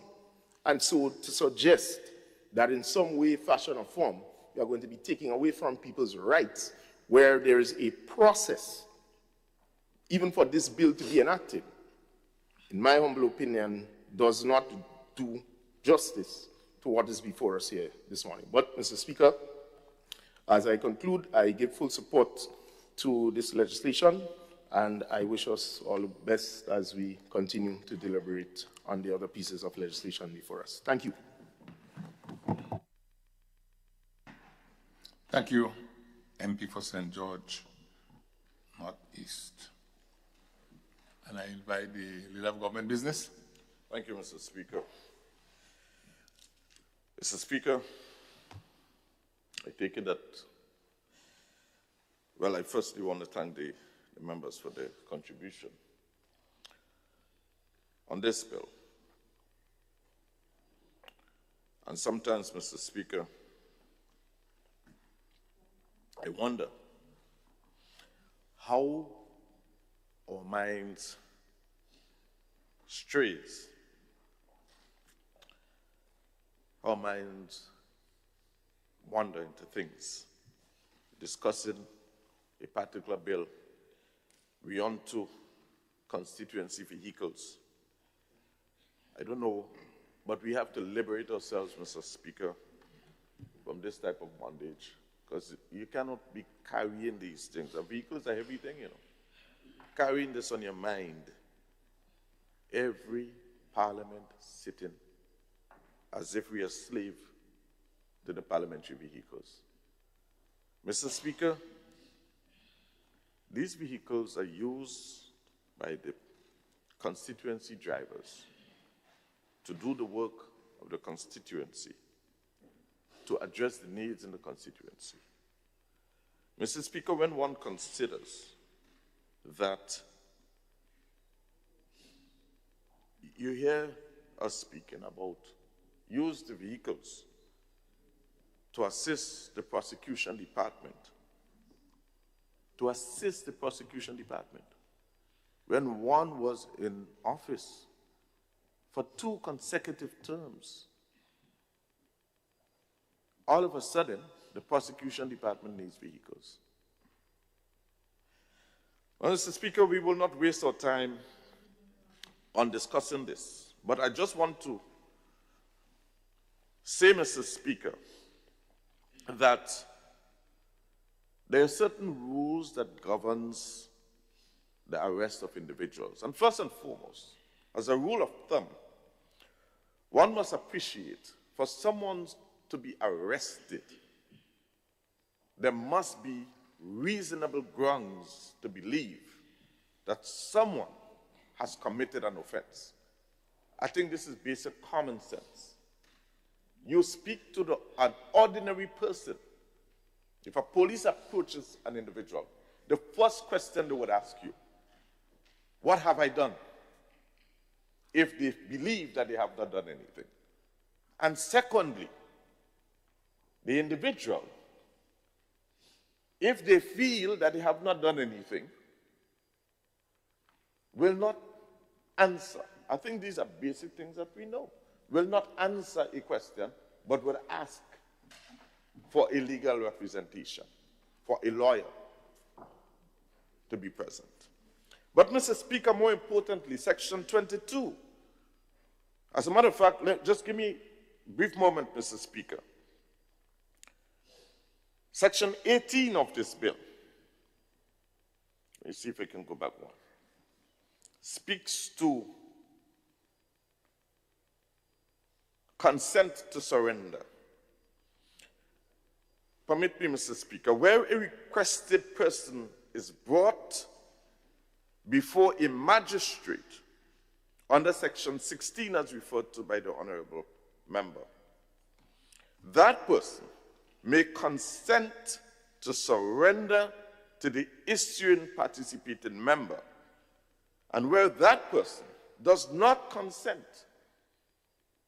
there are remedies to be applied, Mr. Speaker. The magistrate shall make an order for him, for his or her surrender to the issuing participating member state.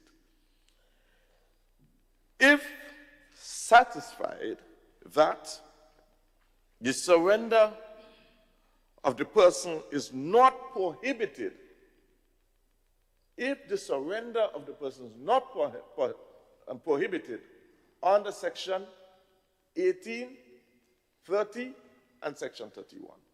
And just give me a brief moment, let me just refer. Section 22, sorry, not 18. 22, 30, and 31. And in Section 22, Mr. Speaker, let's see if I find it. The rules of specialty. A requested person who has been surrendered under this Act shall not be prosecuted or sentenced for an offense committed prior to his or her surrender, other than that for which he or she was surrendered, unless the following: he or she consents to such prosecution or sentence, he or she is being prosecuted or sentenced for a lesser offense disclosed by the fact upon which the request of surrender had been made. And Mr. Speaker, what I'm simply saying here, that somebody cannot simply be taken up and handed over. There is a process of the court that is followed and certain consent that has to be given by the perpetuator. So it has a process. And if we read the bill, we would understand that somebody cannot just be taken up and just handed over. It doesn't even exist now, even without this bill. And with the bill, it still will not be permitted. So one has to be careful not to mislead the general public, and must understand and recognize that when we speak in this honorable House, Mr. Speaker, we are speaking to many of them who are listening to us, including our children. What are we trying to do by this bill, Mr. Speaker? Ensuring that criminals or people who have chosen a life of crime, the few amongst us who have chosen a life of crime, has no safe place within the space of this Caricom region. And that there is proper sharing of information. And that our people, Mr. Speaker, should not live in fear of criminals. So we are providing a framework within which we can operate to protect the citizens of Caricom. And so, Mr. Speaker, again, I want to express my profound gratitude to all of those who contributed and continue to support this bill. Thank you so much.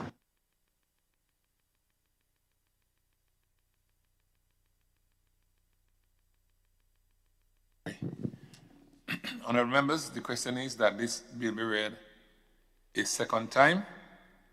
All those in favour, say aye. Those opposed, say no. The ayes have it indeed. The ayes have it. Caricom Arrest Warrant Bill 2026. Leader of Government Business. Mr. Speaker, I beg to move that the House resolves itself into a committee of the whole House to consider this bill part by part. Thank you.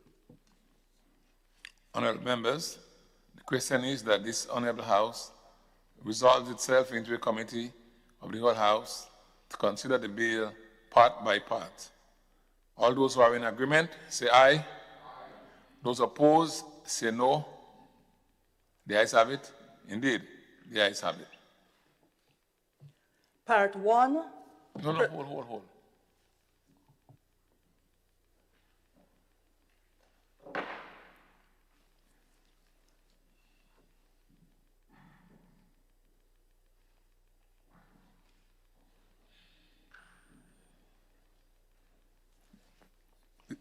This Honourable House is now in committee.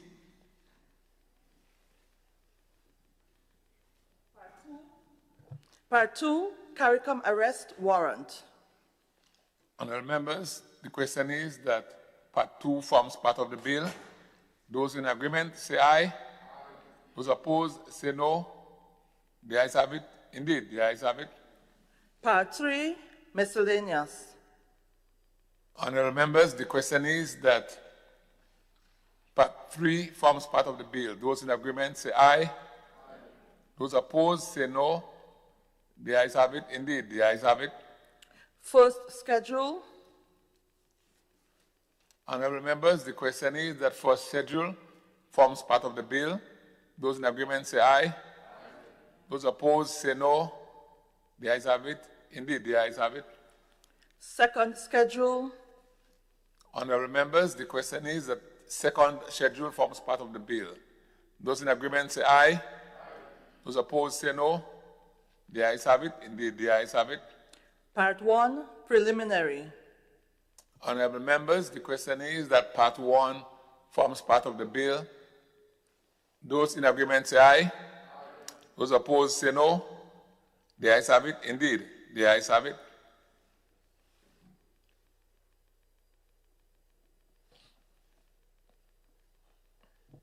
You'll have government business? Thank you, Mr. Chairman. I beg to move that the House resumes and that the chairman of the committee reports progress on the bill. Thank you. Honourable members, the question is that the Honourable House resumes and the chairman of the committee reports progress on the bill. Those who are in agreement say aye. Those opposed say no. The ayes have it. Indeed, the ayes have it.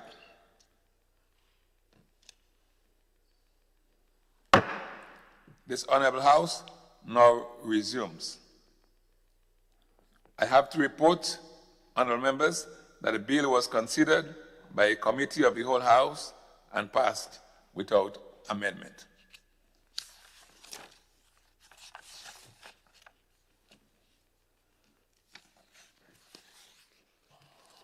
Do you have government business?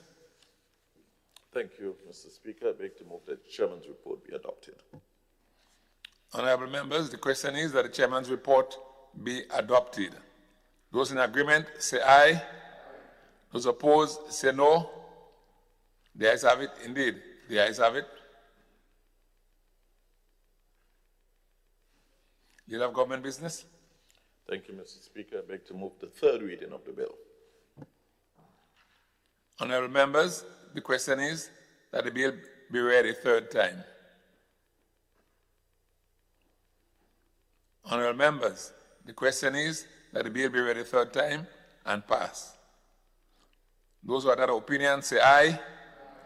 Of a contrary opinion say no. The ayes have it. Indeed, the ayes have it. Caricom Arrest Warrant Bill 2026.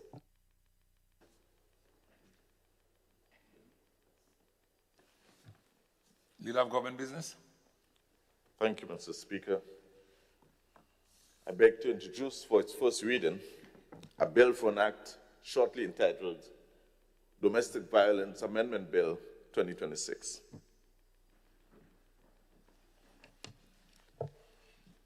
A bill which seeks to amend the Domestic Violence Act, Chapter 84, the Principal Act, to revise the definition of the term cohabitant, to expand the scope of domestic violence, shortly entitled Domestic Violence Amendment Bill 2026. Leader of Government Business. Thank you, Mr. Speaker. I beg to move that the relevant standing order of the House be suspended to enable the bill to go through all its stages at the sitting. Thank you. Honourable members, the question is that the relevant standing order of the House be suspended to enable the bill to be taken through all stages at the sitting. All those in agreement say aye. Those opposed say no. The ayes have it. Indeed, the ayes have it.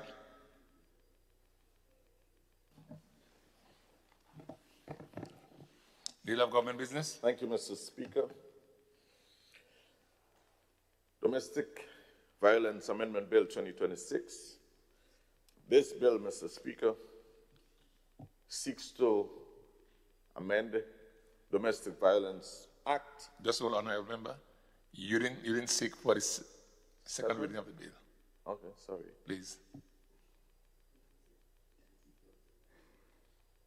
I thought I did. Okay. Please seek and proceed. Okay, Mr. Speaker, I beg to move that the bill be read a second time. Honorable members, the question is that the bill be read a second time. Deal of government business. Thank you, Mr. Speaker. Mr. Speaker, this bill seeks to amend the Domestic Violence Act, Chapter 84, which is the principal act, to revise the definition of the term cohabitant to expand the scope of domestic violence to include forms of abuse inflicted through electronic or digital means, namely cyberbullying, cyberstalking, and online harassment. It also seeks, Mr. Speaker, to expand the definition of emotional, verbal, and psychological abuse to expressly include unwelcomed or intimidatory contact and the dissemination of intimate images. Mr. Speaker, these types of bullying, as it were, or online violence has really affected our people, young and old. And the time has come for us to arrest these challenges by way of enacting legislation to strengthen law enforcement to be able to treat with these types of violation of personal rights. Mr. Speaker, in many instances, when there is a breakup of relationship, in particular, Mr. Speaker, one uses cyberbullying and online harassment and stalking of individuals as a way of frustrating and intimidating people and subduing them, using intimate images, Mr. Speaker, and circulating it so as to embarrass individuals. Mr. Speaker, this bill seeks to prevent people from eroding the dignity of other individuals. And so, Mr. Speaker, we believe that this is very important, that people's privacy ought to be protected. And when one wants to move on in life, they should not be stalked or harassed by using the World Wide Web, Mr. Speaker, to intimidate individuals. And so, Mr. Speaker, this particular bill has very short two clauses. Clause 1 treats with the short title, and Clause 2 treats with the definition of these different terms. And so, Mr. Speaker, I want to commend this bill to the Honorable House and seek the response from my colleagues on both sides of the aisle. Thank you.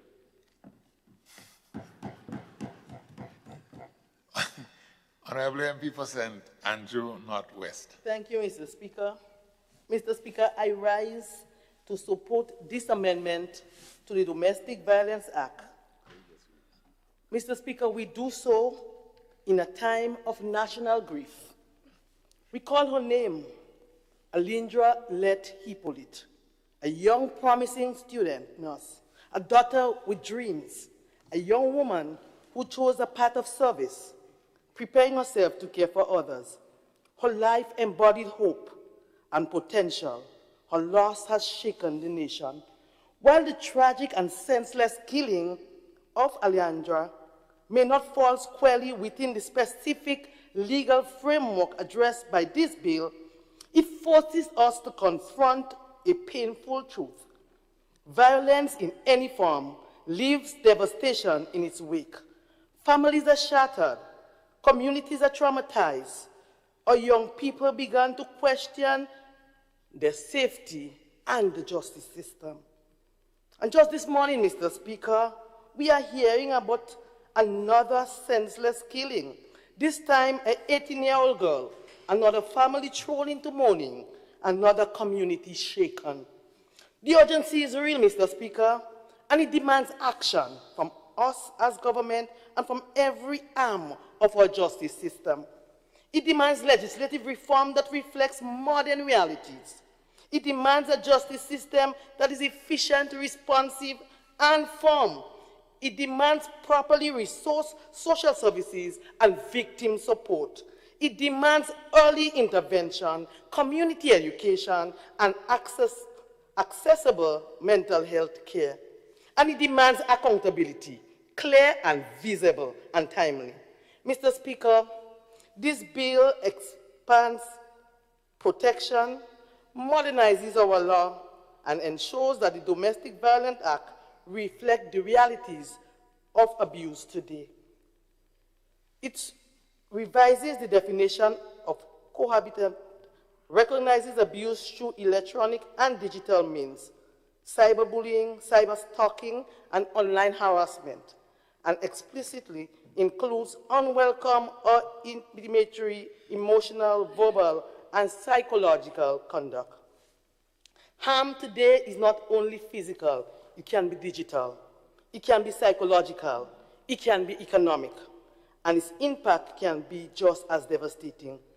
The bill strengthens our shield, giving the law the tools to protect those who are most vulnerable. But legislation alone cannot stand in isolation. Reform must be sustained, justice must be certain, protection must be practical. To Alindra's family and to every family now grieving, we stand with you. Your pain is not invisible. Your grief is not ignored. Every act of violence reminds us prevention cannot be partial and protection cannot be optional.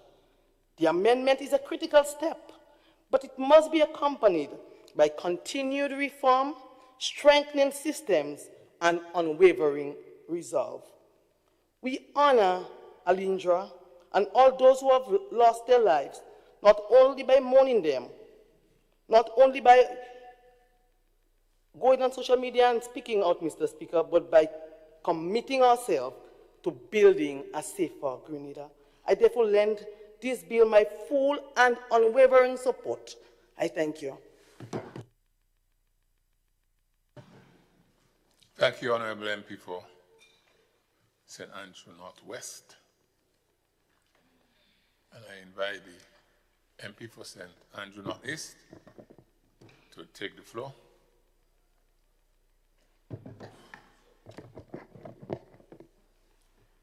Thank you, Mr. Speaker. Mr. Speaker, I rise to give my contribution on this bill which we are seeking to amend the Domestic Violence Act, Chapter 84, which is the Principal Act. Mr. Speaker, the amendment to revise important definition of terms such as cohabitant, domestic violence, and emotional and psychological abuse, I believe is necessary, as our laws must reflect the lived realities of relationships in today's society. However, Mr. Speaker, I look at the new definition proposed for the term cohabitant, and I would suggest that we relook this definition, because under Section 2, prior to this bill coming forward here today, it simply meant that someone who is living or has lived with a person of the opposite sex as man and wife. This new definition proposed, Mr. Speaker, is basically narrowing the information here provided, because someone suffering from domestic violence now has to show two things. They have to prove that it is a bona fide domestic relationship, and also that they have been cohabiting for more than 5 years. What this definition does, Mr. Speaker, is removing many women who would have before been protected by this bill. So I ask that we relook this definition. Mr. Speaker. Mr. Speaker, the bill also expands the scope of violence to include abuse inflicted through digital means, cyberbullying, cyberstalking, online harassment, and private or sensitive information. And the facts are simple. Violence has indeed evolved. It is no longer a slap or a punch to the face, Mr. Speaker, but it has moved to the use of technology. A post on social media, a message through digital devices, shared images with the intention to humiliate, to silence, to intimidate, to even control or destroy individuals. And this malicious sharing of images can destroy one's reputation. It can destroy their lives and even their mental health, Mr. Speaker. And so I'm happy that these are now included as violence into this act, Mr. Speaker. This inclusion is indeed necessary. Mr. Speaker, we cannot pretend that because it is virtual and we cannot see the bruises that the harm is not real. And as someone who has experienced digital harassment, online abuse, Mr. Speaker, I'm in support of this. Because you see, it happened to me right here in this house. Yes, Mr. Speaker, right here in this house with the intention to humiliate, taken to social media. And I believed we missed a perfect opportunity when redress was indeed pursued. Mr. Speaker, nothing was done on this matter, but I'm happy that we are now looking to include it as part of the violence that women usually face. Recently, Mr. Speaker, you know I had the opportunity to attend the regional summit on technology-facilitated gender-based violence. And what this is showing that policymakers across the Caribbean are now recognizing that digital spaces have now become arenas for abuse. So it is important that we support the strengthening of the definition of violence to reflect these new realities. But, Mr. Speaker, I say we must go further before passing these amendments. We must ensure that our police officers receive the proper training to handle digital evidence. There must be public education, especially for our young people, so that they can understand their own digital responsibility. And of course, there must be adequate resources for victims of this abuse. Mr. Speaker, and while we mourn as a nation, and we speak about the recent death of Miss Alexandra Lett, and this morning in my constituency, Tivoli to be exact, another gruesome murder. When I look through this bill, Mr. Speaker, we speak about modernization of the Domestic Violence Act and expanding its definitions. But what this bill is showing, Mr. Speaker, it is silent on urgent life and death realities confronting women in our society. Because we spoke about and we are so passionate about how we feel. What happened 2 weeks ago when our nation was shaken by the gruesome murder. The pain is still fresh in our minds. And we know that no legislation can undo this tragedy. However, we must acknowledge that gender-based violence is indeed on a spectrum. And this morning, I take the opportunity in this house to extend my deepest condolences to the family, friends, and loved ones of the young woman in my constituency who was gruesomely murdered this morning, Mr. Speaker. Our community is traumatized. I know the family must be shattered at this time. And of course, our nation is in mourning again. And that is why I'm asking, Mr. Speaker, we are so passionate about this matter and to put measures in place to deal with domestic violence, violence against women. But I want to ask, where in this bill do we meaningfully address the escalating patterns of lethal violence against women? Where are the strengthened risk assessment mechanisms for high-threat cases? Where are the emergency protection protocols that will come with clear timelines and accountability? You see, as we confront cyber abuse, Mr. Speaker, we must also recognize psychological and emotional harm. But this piece of legislation must also respond to the extreme manifestation of domestic violence, that is homicide. Today's tragedy in my constituency reminds us that prevention must be proactive, not reactive. If we are very serious about protecting our women, we must ensure that the Act is not expanding definitions, but is also strengthening the enforcement and prevention.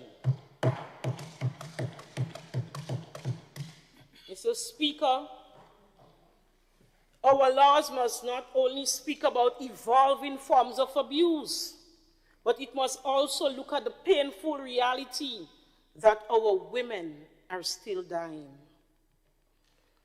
This morning in my constituency, and I reinforce the point that this young woman did not survive. Let this weigh heavily on this House as we deliberate, because we have to move beyond amendments of language to amendments of protection, accountability, and urgency. We owe it to her. We owe it to every woman in this country, Mr. Speaker. Legislation must not simply respond to tragedy, it must prevent the next one. I thank you, Mr. Speaker.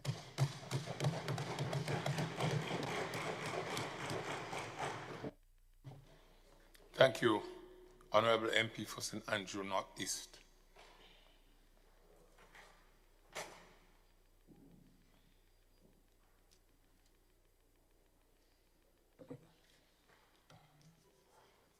MP for St. Mark. Thank you very much, Mr. Speaker. Mr. Speaker, I too want to make my contribution to the bill as presented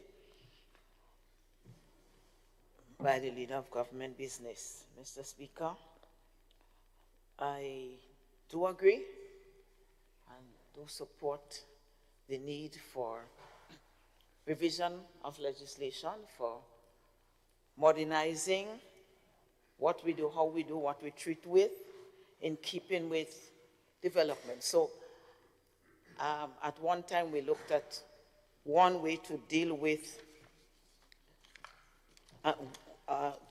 some of the issues, and at this time we're looking at different ways to deal with the issues, going from physical and looking at other digital ways of causing harm to people as a whole, but specifically to women at this time.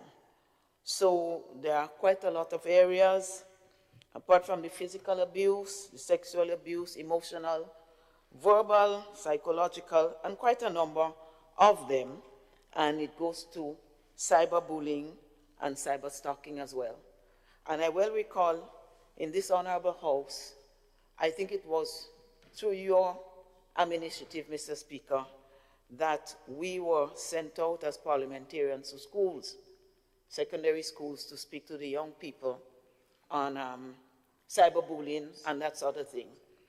Unfortunately, it was a one-off, but maybe some entity could have been the same parliament, could have made it a more frequent activity, or maybe the government side or even this side could have taken it on, because it is growing in disastrous proportions and causing tragedy in the lives of many persons nationally and globally. So I am glad that we are looking at this issue. But Mr. Speaker, I want to also suggest that we need to take this further. Not just words, not just definitions and changing things in keeping with technology, but we also need substance. Mr. Speaker, domestic violence is not new to us. It has been happening for quite a long time. And I recall one of the former members of our government, Honorable Yolande Bain Hosford, who was in social services at the time. She was instrumental in organizing the Cedars Home for battered women. And that was about 30 years ago. But, Mr. Speaker, we still have that need to provide physical shelter for women who are battered. Because some women feel compromised because they do not have the wherewithal to look for alternatives. And so some of them find themselves either just staying in the situation of domestic violence and abuse, or leaving and having to return because they do not have much options. And we still today have just this one facility, as far as I am aware of. And there is a short-term arrangement that I have heard of with the Ministry of Social Development, whereby a victim can get support for a few months, maybe 3 months or so, rent, and afterwards, as far as I understand, that same victim is left to look for her own means. And so it could be adult victims, but also I want to, to remind us that a lot of the times the violence extends to children as well. And it is not just physical and mental, but it is sexual abuse as well. And I looked at some of the Caricom statistics for violence, and especially sexual violence.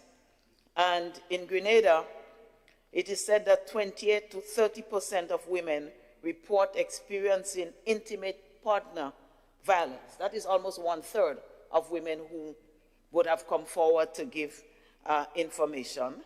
And non-partner sexual violence, about 10%.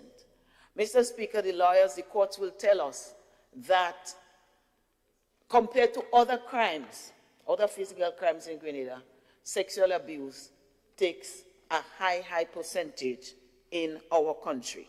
So Grenada ranks pretty high among Caricom countries for domestic violence, and especially for sexual violence. So, Mr. Speaker, the definitions are good, but we need more. We need a more comprehensive approach to domestic violence.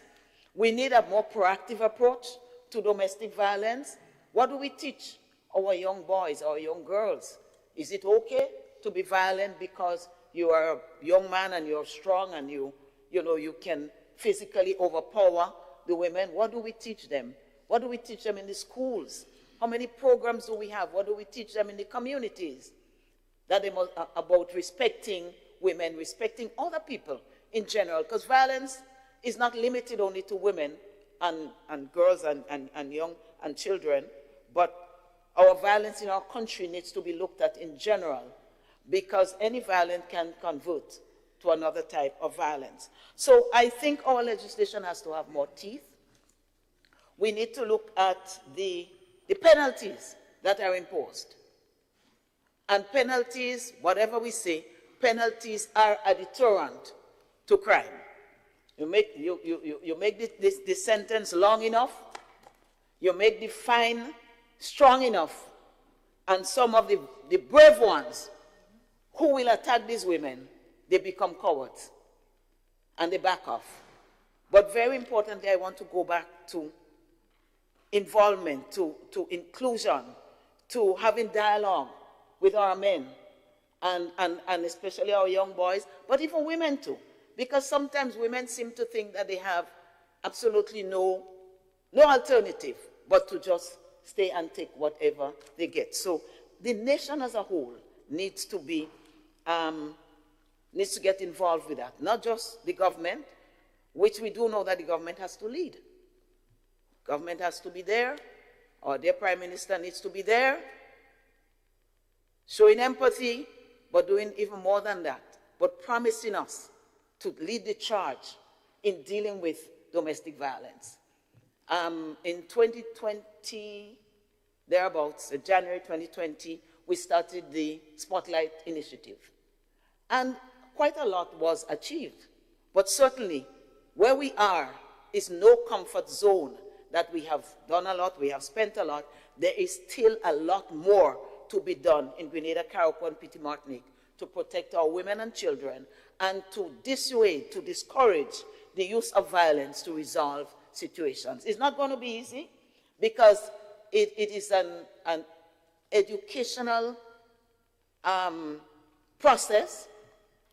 People have to learn, things would have to be repeated and so on, but we cannot just come here with some definitions and think that this is going to solve it. It will not. It's a step, I respect it, but there's a lot more physical things that we need on the grounds. Developing stronger relationship with civil society, because there are many groups that do get involved in addressing the issue of domestic violence, and I hope we can do more than just posing with families, hugging them, holding their hands. That is important. The empathy is important. But what concretely are we doing to discourage domestic violence? I hope we can do much more. Mr. Speaker, when the program ended in 2022, then the government was supposed to take over because that funding that came, it was about $1.6 million US. And when that funding was no longer there, which was supported by international organizations, the government had to take over. And that would have been the end of 2022. And for 2026, I was looking at the budget to see what was put for anything that had to do with domestic violence. And I looked at training, areas of training under social development, social services, whatever. And that is a ministry that usually leads in the charge against or the charge for eradication of domestic violence. And I see a 50,000 there. I see a 5,000. Another place, I'm not sure what it is for, but I presume that if you're going to train young people as well, and young men at risk. Mr. Speaker, another area in the budget, domestic violence and child care program. I see 0 for 2026. Now I know that the budget document has some hidden little areas where allocations are put under very strange and nebulous names for whatever reason, but I feel a topic like that should be spelled out. Domestic violence and child care program, so it's probably there. But it needs to be in a place where women and we who want to champion the cause of women must know that so much is assigned for domestic violence. Training of young offenders, $60,000 budgeted for 2026 for young offenders. So I want to beg of the government to please review the budget. And there is opportunity for that in the budget cycle at certain times when you can do supplementary and do something. Because the way we are hastening downhill into an abyss, into a pit with this domestic violence, it has to be halted. And unfortunately, financing, budgeting is critical. So even if we have to divert some funds from somewhere else, wherever it is up to the government to determine where it wants to do that. But I think this is absolutely, absolutely necessary that we find means. I think it is necessary that we on this side be involved in some way or another to put hands with government, to put hands with other community-based organizations to eradicate this scourge. Our statistics are too high. One person is too high. We've had two acts of domestic violence that robbed two young ladies of their lives in 2 weeks. What happens in 4 weeks? What happens in 6 weeks? Mr. Speaker, you know, addressing this issue is of the essence. And I hope in short time we can come back with some recommendations to deal with that, to make those who are accountable answer for that. Whether it's a fine, another thing I just wanted to mention as well.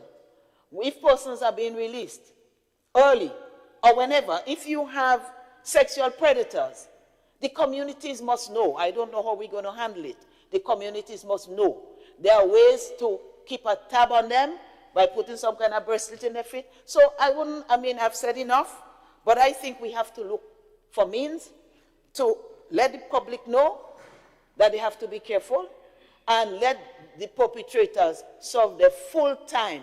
I don't see why there should be early release for anybody who feels that they could abuse women, as some persons have done in this country. I thank you. Thank you, MP for St. Mark. Honorable MP, did you turn your light on? Okay, MP for St. George Northeast. Thank you, Mr. Speaker. Mr. Speaker, I rise and, like everyone else who got up, while in support of this bill, I would like to extend my personal condolences to families who certainly lost loved ones only recently this morning as a result of the tragedy. Mr. Speaker, this, in fact, in terms of this legislation, is timely, it is important, and while we can accept that it's not the only answer to what is before us, we need something more powerful than shenanigans. We need something more powerful than legislations. And at the end of the day, Mr. Speaker, we could sit here and pretend that the government, the police, the politicians could stop crime. It will not happen. We need a community that is built on values. We need families who are looking after their children, and we need people who can support genuinely to come forward and do so. We need less of the rhetoric, because every time these gruesome acts occurs in our society, there are some people who only want to exploit it. Chance after chance has done absolutely nothing, has not even organized a conference to discuss this matter, but always have the answers when the shoes is on the other side of the foot. Mr. Speaker, what we need is less hypocrisy and more action. I want to make this point as it relates to this bill. Mr. Speaker, let's assume today is your birthday, and we didn't acknowledge it. But what is fitting? Is it fitting for me to go on social media and say happy birthday to the Speaker, or to engage you directly and to give you your birthday greetings and possibly a gift or so? That is what is needed. So less of the rhetoric, because time immemorial, this has gone on. It will happen again, unfortunately, and we will come back singing the same old Sankey song about who should do this and more legislations. Mr. Speaker, I want to posit here, I am not satisfied that by this legislation alone we can solve domestic violence. But I am saying something more needs to be done. And let me give you an example. While we were here, the leader of His Majesty's opposition, she was speaking. I received a call from a young lady who says to me she's in the same position, just a few moments. I don't want to be specific to give off any details, but she did receive some threats of potentially being chopped up, right? She had to move, etc. What I'm saying is, this is a real example, and it is ongoing, whether it happens nationally and the tragedy occurs, or quietly. What we need is not shenanigans. What we need is action, genuine action. Less of the rhetoric, because, Mr. Speaker, I could call names. Ariel Bola, may God rest her soul. I could recall sitting, I believe, I stand to be corrected, we were in the Senate around that time. And what we had was a lot of grandstanding. And you see, sometimes we have to be honest. And this is not a criticism to the other side.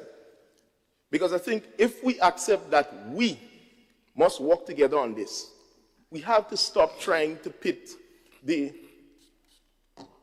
me versus you versus them kind of scenario. What we need, Mr. Speaker, is to come together. Parliament, for example, did do the initiative, which was one of.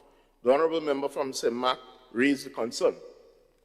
Now, with the former administration's level of experience, I would assume that by now, we could have get a proposal to, let's say, tackle or target the issue on a bipartisan basis. This has not been forthcoming. Yes, it's the government's responsibility to lead. Every bit of legislation that we have sought to put forward has either been turned into a political campaign football or is being dealt with on the basis that we just come and we ain't doing nothing for that kind of crime and we lose. The other issue I want to address, Mr. Speaker, which this bill seeks to address, is this dangerous approach of using social media to vilify people. Mr. Speaker, I have one Facebook profile. Anybody says anything about me, I respond to them if I choose to, through that. Some people have 3 and 4. They go about posting all kinds of crazy stuff against people, and they help in the whole conversation as to make it normal when you have an issue with someone to go take data, post it online, and that becomes the norm. Every other day you go on Facebook is some scandal about some government minister. And it is similar in terms of the pattern with what goes on here when it comes to sexual crimes. If some couple doesn't agree with one another and they have their nudes, they leak it. If some fight takes place, or this one thing, some love triangle, what we need, Mr. Speaker, as I mentioned, and I will end here, again, we need something more powerful than the shenanigans, something that is way more powerful than this legislation. We need action among community, family, and people to take responsibility for what is going on here.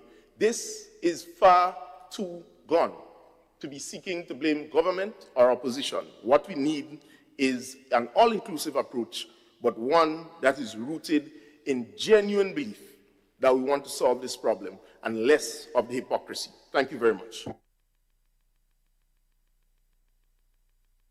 Thank you, MP for St. George Northeast, for your contribution.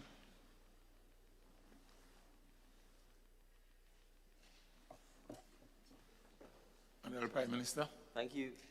Thank you, Mr. Speaker. Mr. Speaker, I rise to also support the bill. It's simple in that it is only 2 clauses. And yes, it is mostly addressing definitional issues, but I think particularly in relation to the issues pertaining to online abuse, it is absolutely critical. Because the reality is a large portion of our citizens, as is the case with the world, lives online. Online has become what we once called virtual reality, has become their reality. And the breadth, depth, and scope of the abuse that can take place online is far more rapid, instant, and extensive than, say, the traditional forms of abuse. And you can destroy someone's reputation, someone's career, and someone's mental health with a single click of a button. And we need to ensure that our law reflects the modern reality and that protection are given to particularly children, women, but also, in a sense, the full public, because the context in which the legislation is drafted applies to both men and women equally, because certainly for online abuse, it can go both ways. Mr. Speaker, I think like everyone else here, I'm standing obviously saddened, unhappy with the news we received that an 18-year-old, someone who's legally just becoming an adult, life has been taken away from her in circumstances which, since the matter is obviously under active investigation, clearly suggest that she was in an abusive relationship with a man who, it is alleged, has taken her life. What is not alleged is that her life has been taken, and obviously taken in circumstances that should not happen. Mr. Speaker, the challenge we face in Grenada, and that all of us have to recognize, is the fact that we have a culture that for a time immemorial has, first of all, conveyed the lived reality that men can do what they want with women.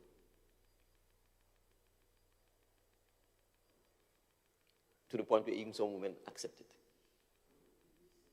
That we have a culture where they resort to violence, not to settle anything, it doesn't settle anything, but that they resort to violence as a means of expressing oneself, expressing disagreement, expressing mistrust, is normative. It almost is a forced reaction in many instances. We come from a culture where capital punishment was the norm in schools, and you would still hear people saying, don't spare the rod and spoil the child. And so we still have a culture where people feel the only way to discipline a child is to beat them. Violence begets violence. So if we can't talk dispassionately and honestly about just basic issues like that, the challenge we will have is, and I'm going on record, I'm saying we must obviously, as legislators, do what we need to do to address those issues. But the truth is, when the violence happens, when someone dies, it is already too late. So if an 18-year-old at 18 is already in an abusive relationship with a young man, then we have a fundamental failing of the family. Because the question we have to ask is, how is an 18-year-old in an abusive relationship?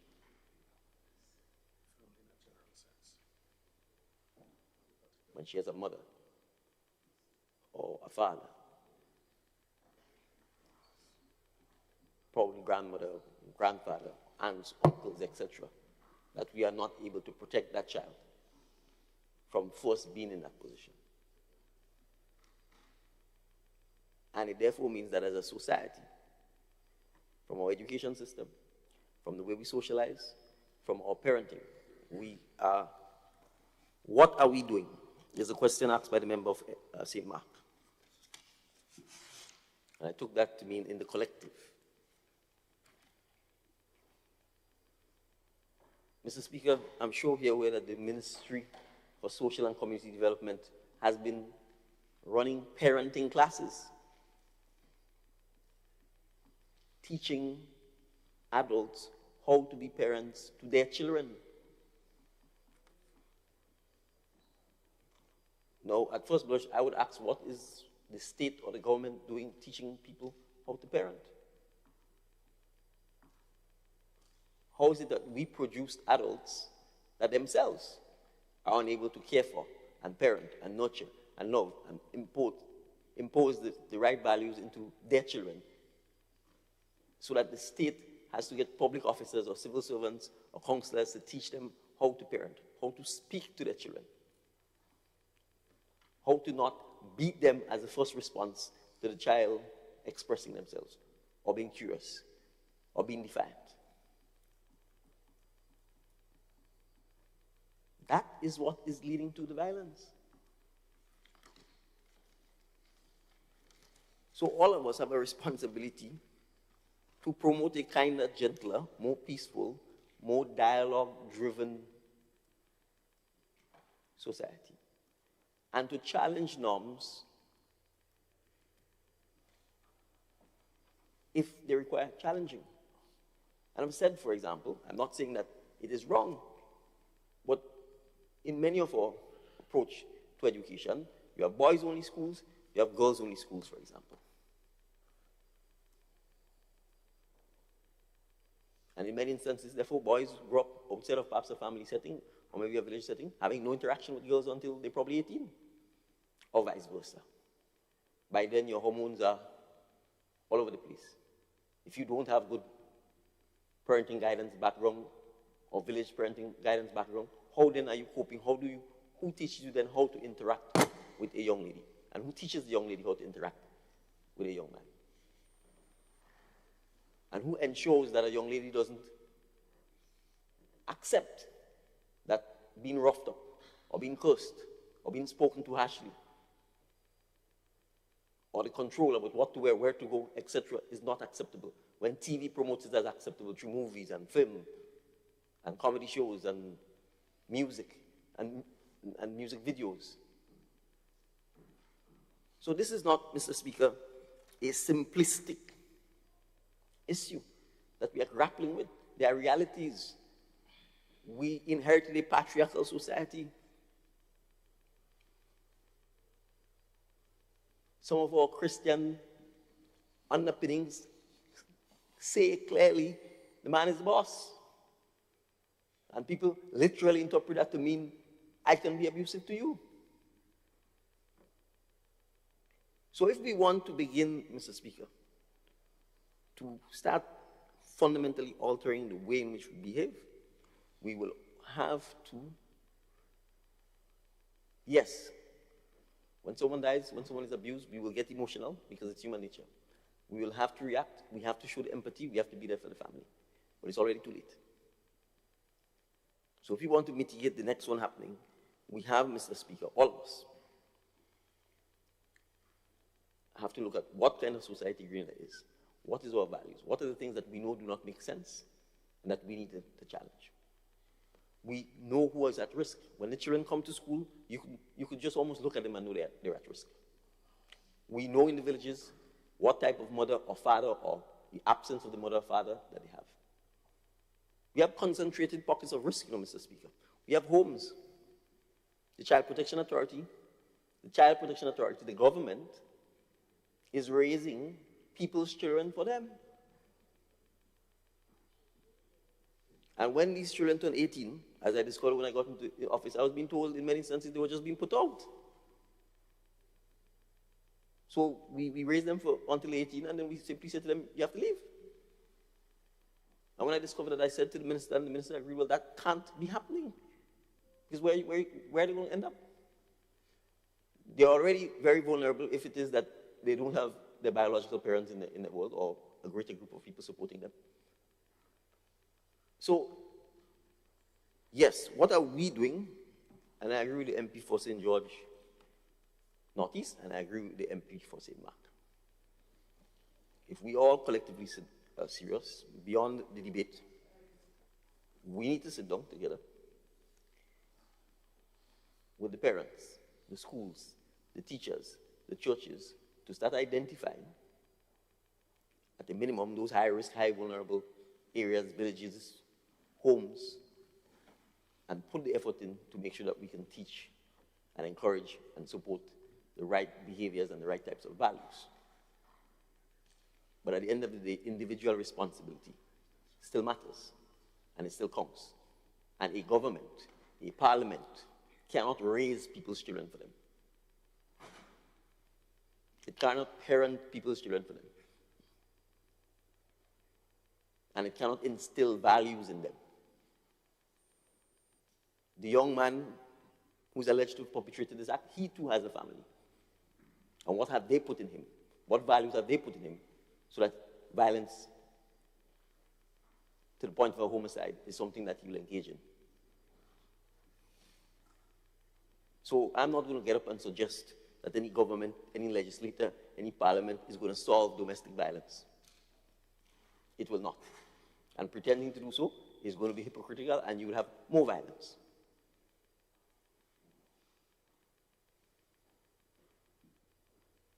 So if we don't go back to behavior and values, because the values will influence the behavior, we are not going to even begin to make a dent in this challenge.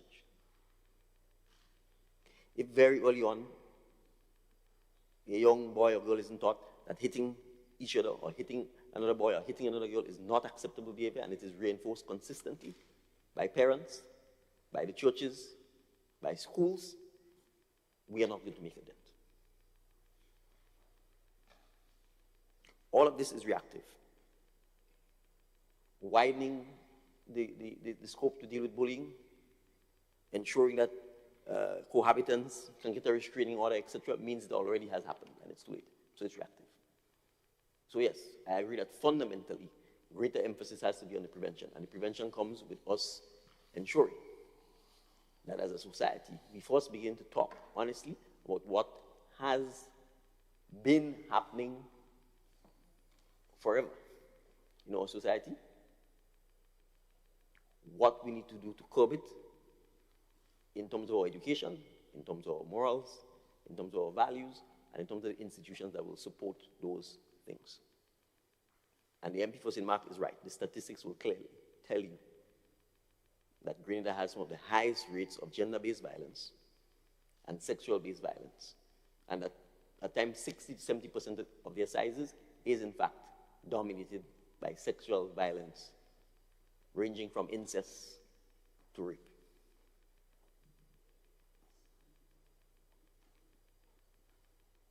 And if we are not in primary school talking about those things, who goes to primary school and explain to a 5 or 6 or 8-year-old what incest is? Nobody. And why it's wrong. And signs so that you are clear on what is inappropriate behavior from a family member.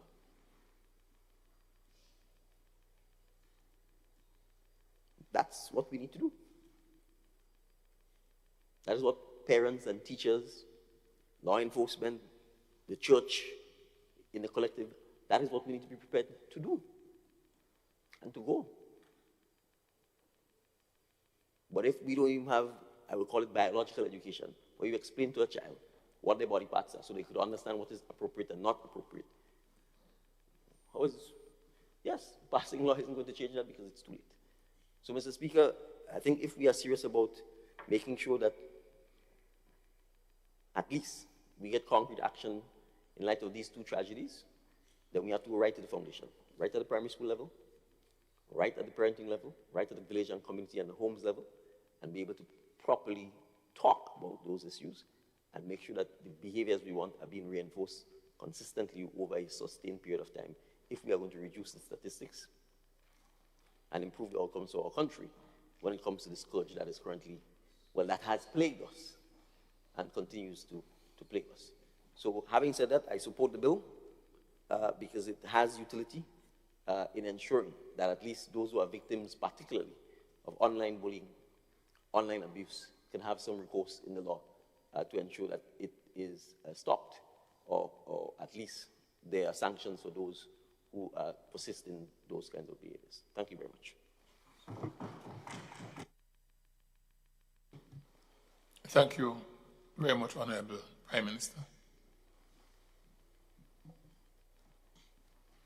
Leader of His Majesty Opposition. Thank you, Mr. Speaker. Mr. Speaker, I rise to make my contribution to the bill before us and to say, as my colleagues on this side would have said before, we support this bill. We also believe, Mr. Speaker, that this bill does have some limitations, could have been expanded, could have added some value as it relates to the particular issue before us. But we accept that it's the step in the right direction, and we continue to build as we move forward.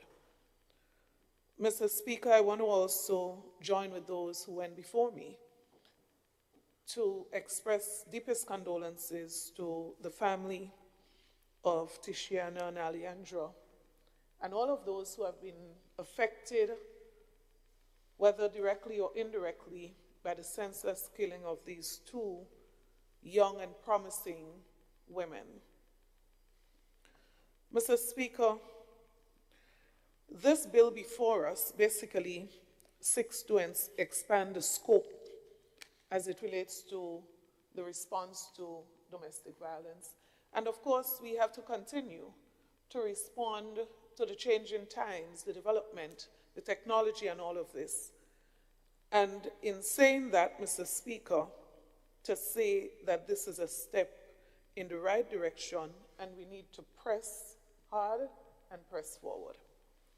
That being said, I wish to, Mr. Speaker, recognize the work of those over the many years who have contributed, labored in the vineyard as it relates to domestic violence. The significant work that has been done by civil society, by organizations, Mr. Speaker, within communities, by previous administrations, and under our administration, I want to specifically reference the Spotlight Initiative. One of the initiatives, I believe, with regional and international support, that I believe would have made some significant progress. And I would want to say today that we should continue whatever work has been started there. So I know there's some proposed legislative changes, reform, consultations held during that period. And there is some work to complete the process. Mr. Speaker, I want to strongly recommend that the government continue to engage civil society to continue and to complete all of the work that has been identified under this initiative, particularly as it relates to gender-based violence. So, Mr. Speaker, where there was consultations that was not completed, I want to suggest that we urgently wrap those up. Where there were draft legislations to help protect women and girls, I want to suggest that we continue the work in that regard to speedily complete some of these processes. But, Mr. Speaker, I want to make the point, and referencing the comments made by the MP for St. Mark. Mr. Speaker, I listened to her and I did not find anything in her comments that I would say was an attack on the current administration or seeking to give the impression that the current government is not doing anything and to make any sort of comparison between past and present. So, Speaker, I agree that there are some subjects that goes beyond, way beyond political boundaries. And it's important that we respect that and we ensure we preserve as it relates to those issues such as gender-based violence or violence against women in general. So, Mr. Speaker, I believe what the member was trying to clearly communicate, and I believe clearly communicated, is that the past administration would have done quite significant work in that regard. And in some cases, the current government continues some of the work. So when reference was made by the member for St. David about parenting programs, of course this is an initiative that continued. And government is a continuum, Mr. Speaker. We expect that the work that started should continue. So I don't believe her comments were ever meant to be an attack. As a matter of fact, no one government could complete work as it relates to this particular issue. Successive governments will have to continue to build upon any work that is done in areas such as this. You can't stop. You could never complete the process of work in this particular area. But, Mr. Speaker, there is a responsibility of any government in office at any time to lead, to provide leadership in that regard. And I believe that is what she's hinted to. The government has an obligation, just as was stated, the church, the school, the community, but I dare say that the government has an even bigger responsibility to play a collaborative role, a facilitating role, a coordinating role, a leadership role in that regard. And I just wanted to emphasize that because sometimes things said are taken out of context, not even sure sometimes if it's genuine or not.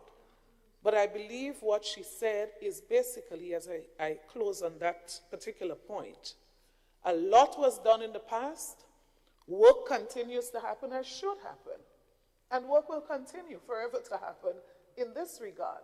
And all we are saying is, whatever you're doing, there is room to do more.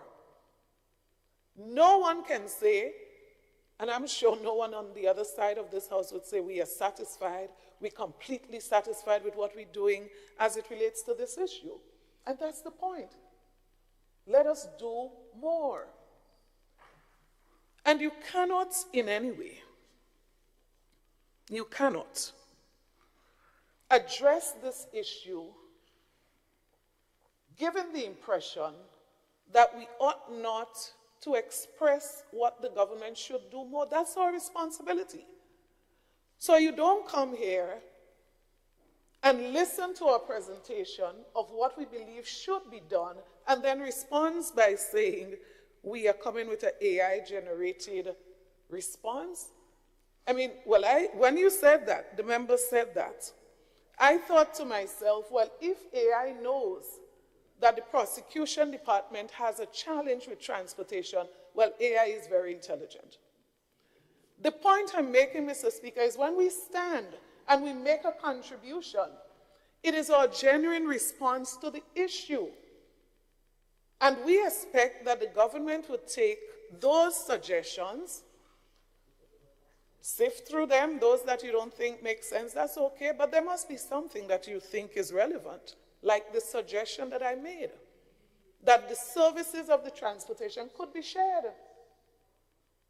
That if they don't have a vehicle to go out to do something and a vehicle is packed up, it could be shared. That was a genuine recommendation. And if you dismiss this as something that makes no sense, well, I would have a serious concern about that. Because when I made that point, it was a genuine comment. And if the court system raised and flagged this as an issue,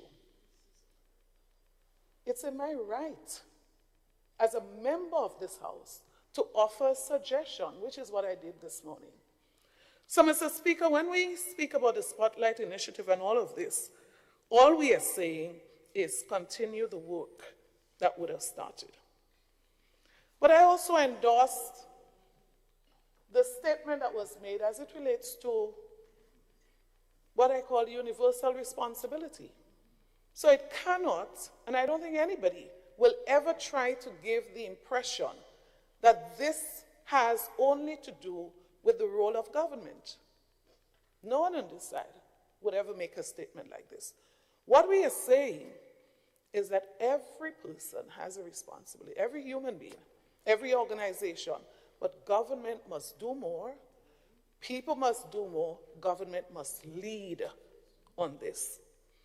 So I agree very much that we need to look far more seriously about the education of our young people, and I'm speaking particularly here of children.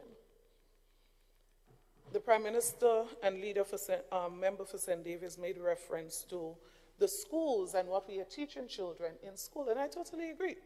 If we have to really address this issue, we have to go to the preschools, we have to go to the daycares, and we have to ensure that we expand the programs to address these issues while we address and work with people who are marginalized, people who are vulnerable, etc. That's important too. But we have to begin to curb the problem in the root of the problem. And that is why, again, and this is not an AI-generated suggestion. This is a suggestion coming from a place when I served as Minister for Education, and we launched a national values-based education program, going to all of the schools and the churches and other organizations who are deeply involved in this process. And the whole objective behind it was to strengthen, which was referred to earlier, to strengthen values-based education. So when you finish school with an A or a 1 in mathematics or chemistry, that's great. But you must also leave school with an A in values. As a boy, how you respond to the girls when you're upset. How do you manage your emotions? So to give the impression that, you know, we're doing it all over here, not doing anything. So Speaker, even in my personal capacity, I go to the school, I deal with children. Speaking emotional intelligence directly linked to this. Some years ago, the opposition convened a national consultation on crime. We invited the government. No government department showed up. We continued the consultation with civil society and other organizations, but we went even further, and that's why I'm saying this thing is not about them and us. This is too important. This is a national crisis. And so we went beyond that. We say you did not make it, you did not send representative. People were told, don't attend. And we still went further to take all of the reports, all of the conclusions, and we forwarded it to every member of parliament. We forwarded it to the various government ministries. And I would hope, I mean, there was no responses, Mr. Speaker. And why am I saying that? It's to do with the comment that said, well, we're here and we're just talking and we're not doing anything.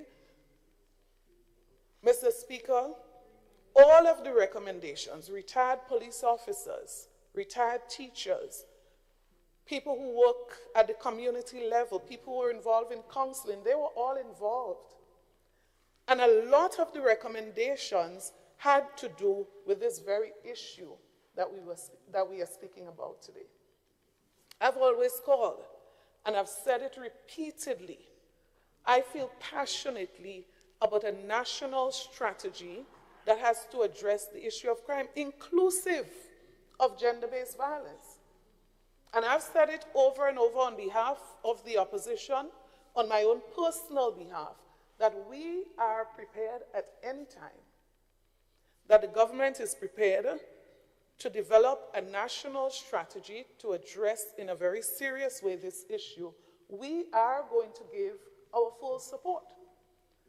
So we don't view this as them and us at all, but we say and we repeat, there's a role that government has to play. Mr. Speaker, this transcends the walls of this institution. So homes, and it was said before, and I fully agree, I totally, absolutely support this. Our homes, what kind of support are we providing? What kind of systems are we putting in place to provide additional? So for, I mean, since Jesus was a little boy, as people would say, there have been systems. We are not saying there is no system. We are saying, in light of the developments, in light of the realities, we need additional systems. And the governments that are going to come in the future must add to those systems. That's what we say.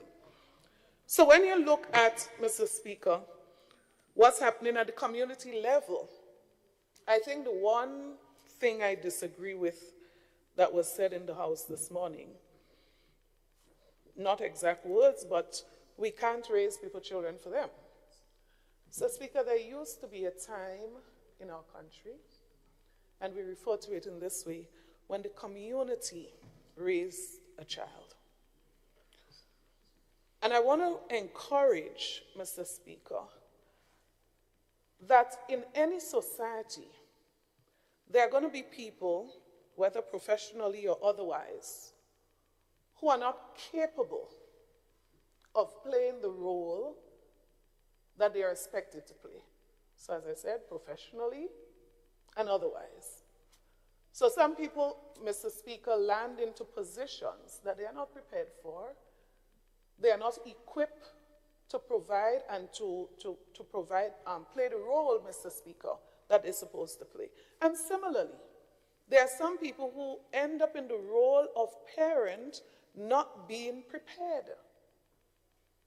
And I mean, right, if you do a survey in this room here, you would find that there are people who can associate with this, whether directly or indirectly.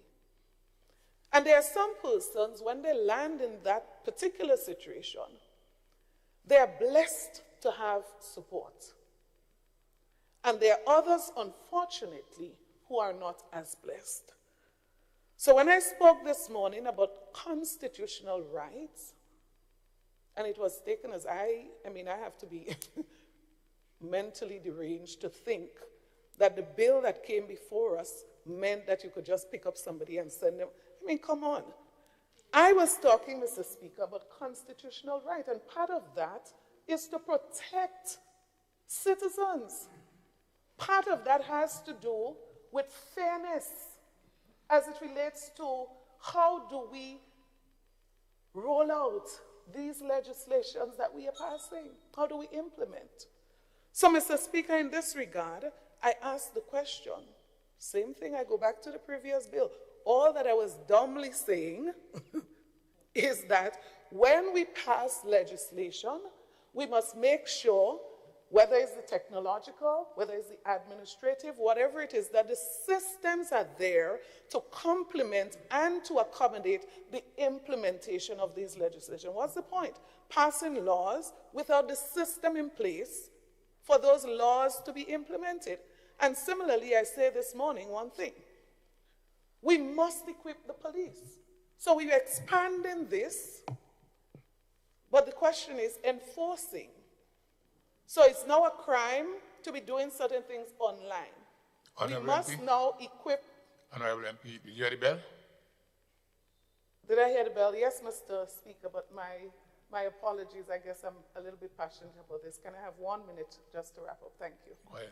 My apologies. So, Mr. Speaker, I end by saying this. If we are passing this legislation, which I fully support, I say to us, in good faith, as I said before on the previous bill, let's push ahead quickly to put the enabling conditions in place. The training for the police, digital forensic training, for example, the equipment, etc., that is needed, so we can swiftly implement those things that we passed this morning. Thank you very much, Mr. Speaker.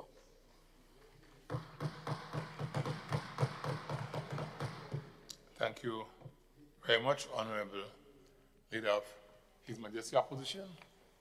Leader of Government Business. Thank you, Mr. Speaker. Mr. Speaker, I think this really underscores why some people need to remain in opposition, because they tend to see better, clearer vision, better understanding of things. But what I'm scared about, Mr. Speaker, you see, we're going back to the vehicle, we're talking about everything else. We did not stop or ordered anybody not to accept the vehicles, Mr. Speaker. We had nothing to do with that. So go back to the person who told you to give it up. Use the ones that you have and give it. Donate it. End of story. Problem solved. But Mr. Speaker, what I'm concerned about, if you continue to be less focused and you're discussing a bill and your mind here, there, and everywhere, sooner or later, you will lose your job, you know. Somebody's going to take your place. Be focused. Focus on what you're doing. Strategize. Anyway, Mr. Speaker, a word to the wisest official. Mr. Speaker,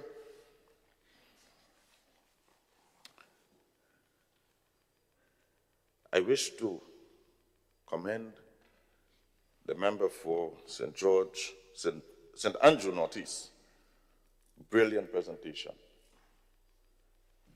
And I think those types of contribution, Mr. Speaker, helps us as ministers to really understand the pros and cons of things so that when we are deliberating, we can consider a number of different ideas and take them on board. And Mr. Speaker, it really underscores when one is not scrolling and shopping online, how they can really focus and make a decent contribution in this honorable house. Something that I must clarify, because I believe it's important, Mr. Speaker. It's very important. It was pointed out, and I really want to thank the member for drawing it to our attention, and it has to do with the definition for cohabitation, being a cohabitant. And so, rightly so pointed out the fact that it treated with, let me see if I can get it properly, so not to, yeah, it treated with a period of 5 years.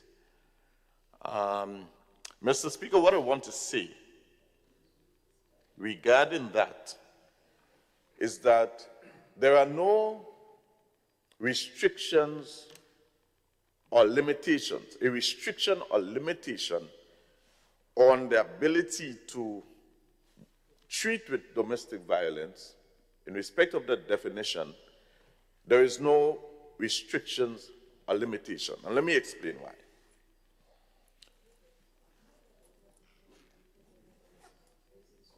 Mr. Speaker, domestic relationship is defined in the Principal Act, Cap 84, as follows. Please permit me. Domestic relationship means a relationship between two persons in any of the following ways. 1, they are or were married to each other. 2, they are cohabitants or were cohabitants. Are or were cohabitants. They are the parent of a child or are persons who have or had parental responsibility. 4thly, they are family members related by consanguinity, affinity, or adoption. 5, they would be family members related by affinity. 6, they are or were in an engagement, dating, or visiting relationship. 7, they share or shared the same house or residence. In other words, Mr. Speaker, what I'm saying here is that the definition for domestic relationship embraces all forms of relationship, including a cohabitating relationship. And so whether you're visiting or dating, the issue of domestic violence emanating from that type of relationship, happening in that relationship, is covered under the Act. Whether you are visiting for a short period of time, for just a day, or you've been cohabiting for 5 years, you are still covered. So I just wanted to clarify that so that we do not leave here thinking that there is any restriction. So, Mr. Speaker, I wish to thank the members of this Honorable House for their contribution, and I now commend the bill for consideration. Thank you.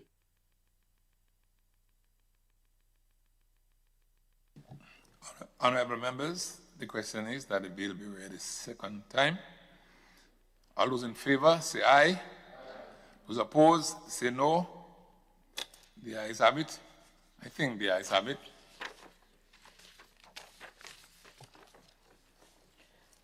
Domestic Violence Amendment Bill 2026.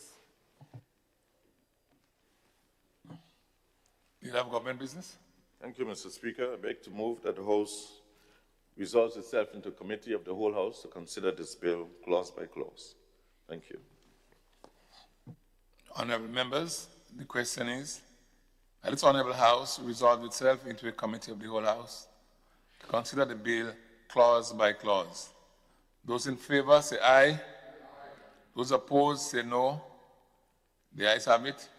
Indeed, the ayes have it.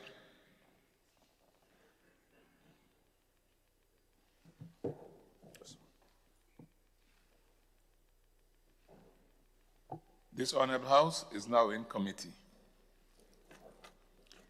Clause 2, Amendment to Section 2 of the Principal Act.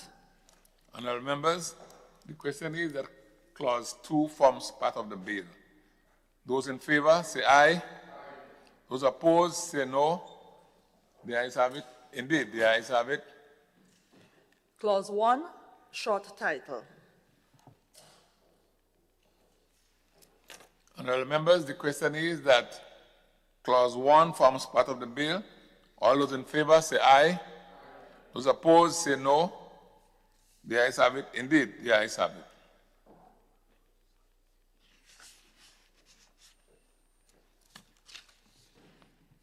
You have government business? Thank you, Mr. Speaker. I beg to move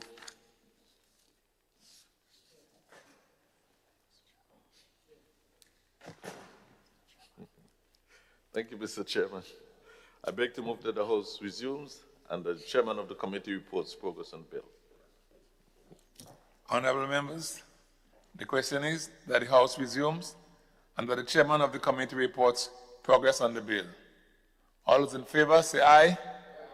Those opposed say no. The ayes have it. Indeed, the ayes have it.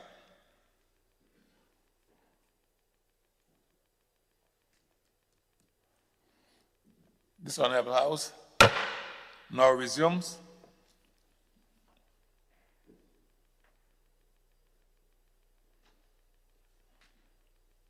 Honorable members, I have to report that the bill was considered by a committee of the whole House and passed without amendment.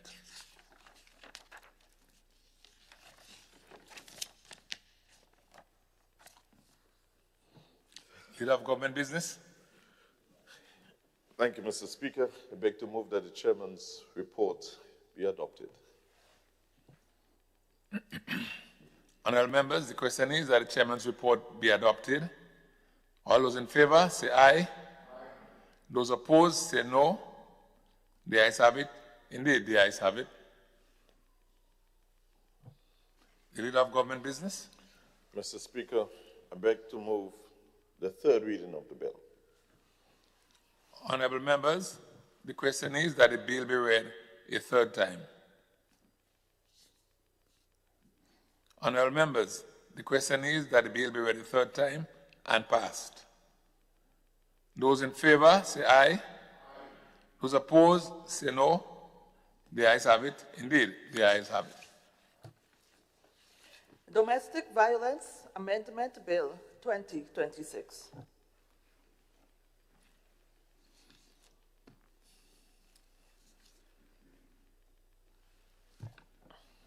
Leader of government business? Thank you, Mr. Speaker. Mr. Speaker, I beg to move that the... Sorry, just give me 1 second.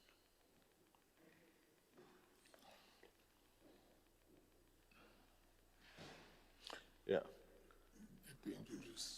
Yes, thank you, Mr. Speaker. Mr. Speaker, I beg to move that... Introduce. I beg to introduce for its first reading a bill for an act shortly entitled Trademark Amendment Bill 2026. Thank you. A bill which seeks to amend the Trademarks Act number 1 of 2012, the Principal Act, to provide for the implementation of the protocol relating to the Madrid Agreement concerning the international registration of marks, shortly entitled Trademarks Amendment Bill 2026.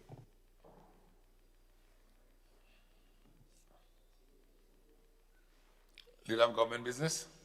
Thank you, Mr. Speaker. I beg to move that the relevant standing order of the House be suspended to enable the bill to be taken through all the stages at this sitting. Thank you. Honorable members, the question is that the relevant standing order of the House be suspended to enable the bill to be taken through all stages at this sitting. All those in favor say aye. Those opposed say no. The ayes have it. Indeed, the ayes have it. The Leader of Government Business. Thank you, Mr. Speaker. I beg to move the second reading of the bill. Honorable members, the question is that the bill be read a second time.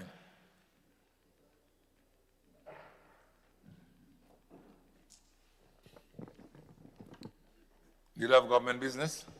Thank you, Mr. Speaker.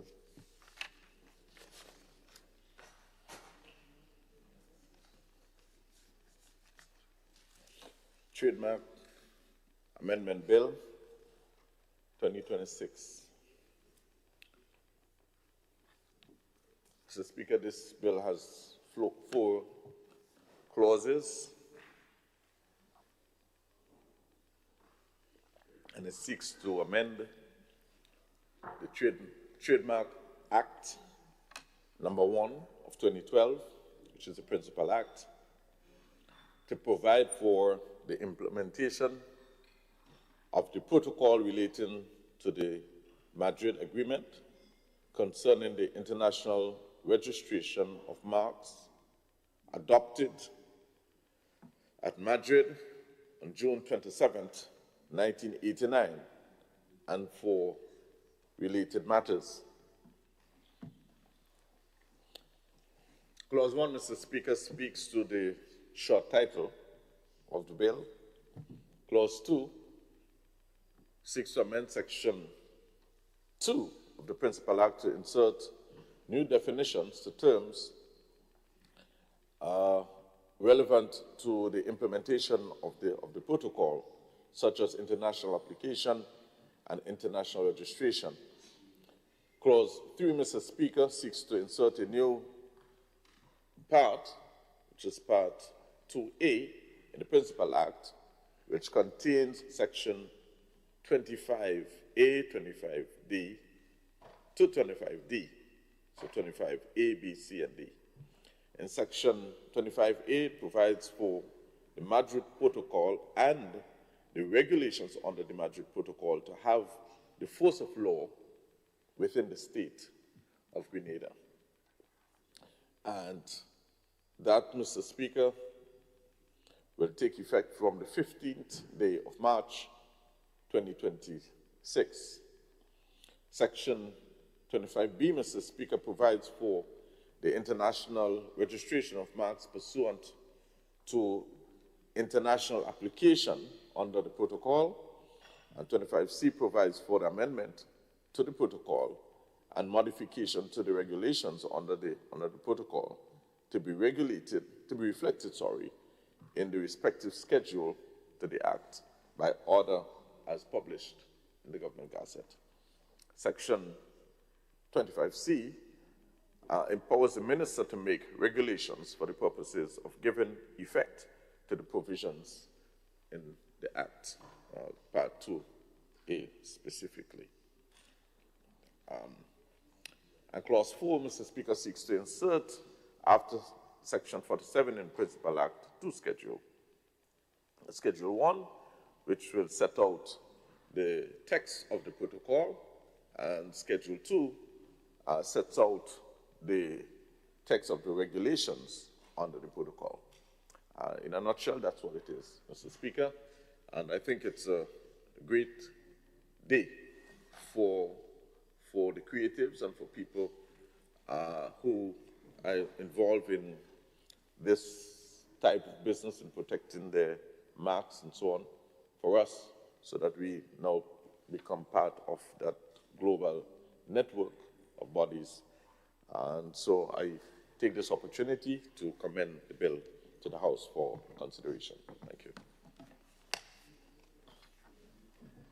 Thank you. Thank you very much, Leader of Government Business.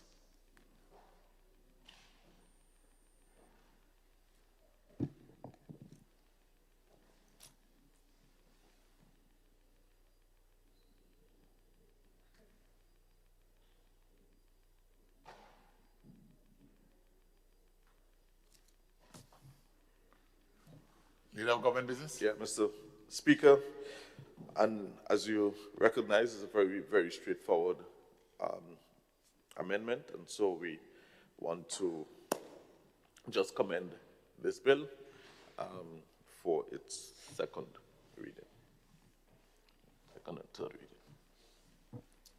Honourable members, the question is that the bill be read a second time. All those in favour say aye. Those opposed say no. The ayes have it indeed. The ayes have it. Trademarks Amendment Bill 2026. The Leader of Government Business. Mr. Speaker, I beg to move that the House resolves itself into a committee of the whole House to consider this bill clause by clause. Thank you. Honourable members, the question is that this Honourable House resolves itself into a committee of the whole House to consider the bill clause by clause. All those in favour say aye. Those opposed say no. The ayes have it. Indeed, the ayes have it. This Honourable House is now in committee. Clause 2, amendment of Section 2 of the Principal Act. Honourable members, the question is that Clause 2 forms part of the bill. All those in favour say aye. Aye. Those opposed say no. The ayes have it. Indeed, the ayes have it. Clause 3, insertion of new Part 2A in the Principal Act. Honourable members, the question is that Clause 3 forms part of the bill. All those in favour say aye. Aye.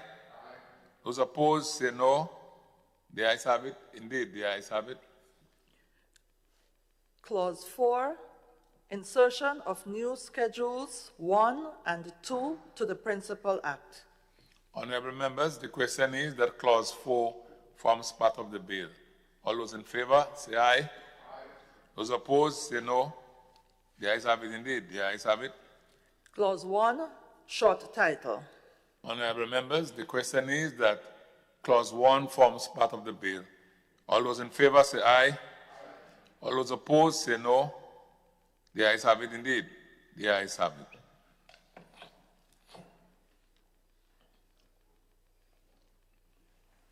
Leader of Government Business. Thank you, Mr. Chairman. I beg to move that the House resumes and that the Chairman of the committee reports progress on the bill. Thank you. Honourable members, the question is that the House resumes and the Chairman of the committee reports progress on the bill. All those in favour say aye. Aye. Those opposed say no. The ayes have it. Indeed, the ayes have it. This Honourable House now resumes. Honourable members, I have to report that the bill was considered by a committee of the whole House and passed without amendment. The Leader of Government Business. Thank you, Mr. Speaker. I beg to move that the Chairman's report be adopted. Honourable members, the question is that the Chairman's report be adopted. Those in favour say aye. Aye. Those opposed say no. The ayes have it. Indeed, the ayes have it. The Leader of Government Business. Thank you, Mr. Speaker. I beg to move the third reading of the bill. Honourable members, the question is that the bill be read a third time. Honorable members, the question is that the bill be read a third time and pass. All those in favor, say aye. Aye. Those opposed, say no. The ayes have it indeed. The ayes have it. Trademarks Amendment Bill 2026.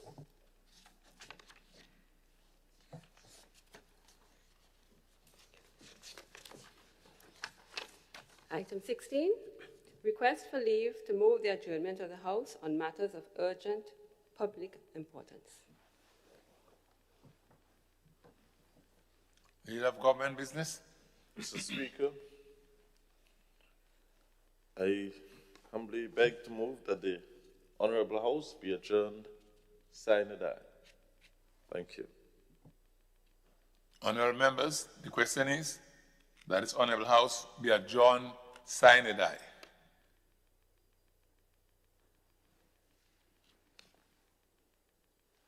All those in favor say aye. Aye. Those opposed say no. The ayes have it. Indeed, the ayes have it. This Honorable House stands adjourned sine die.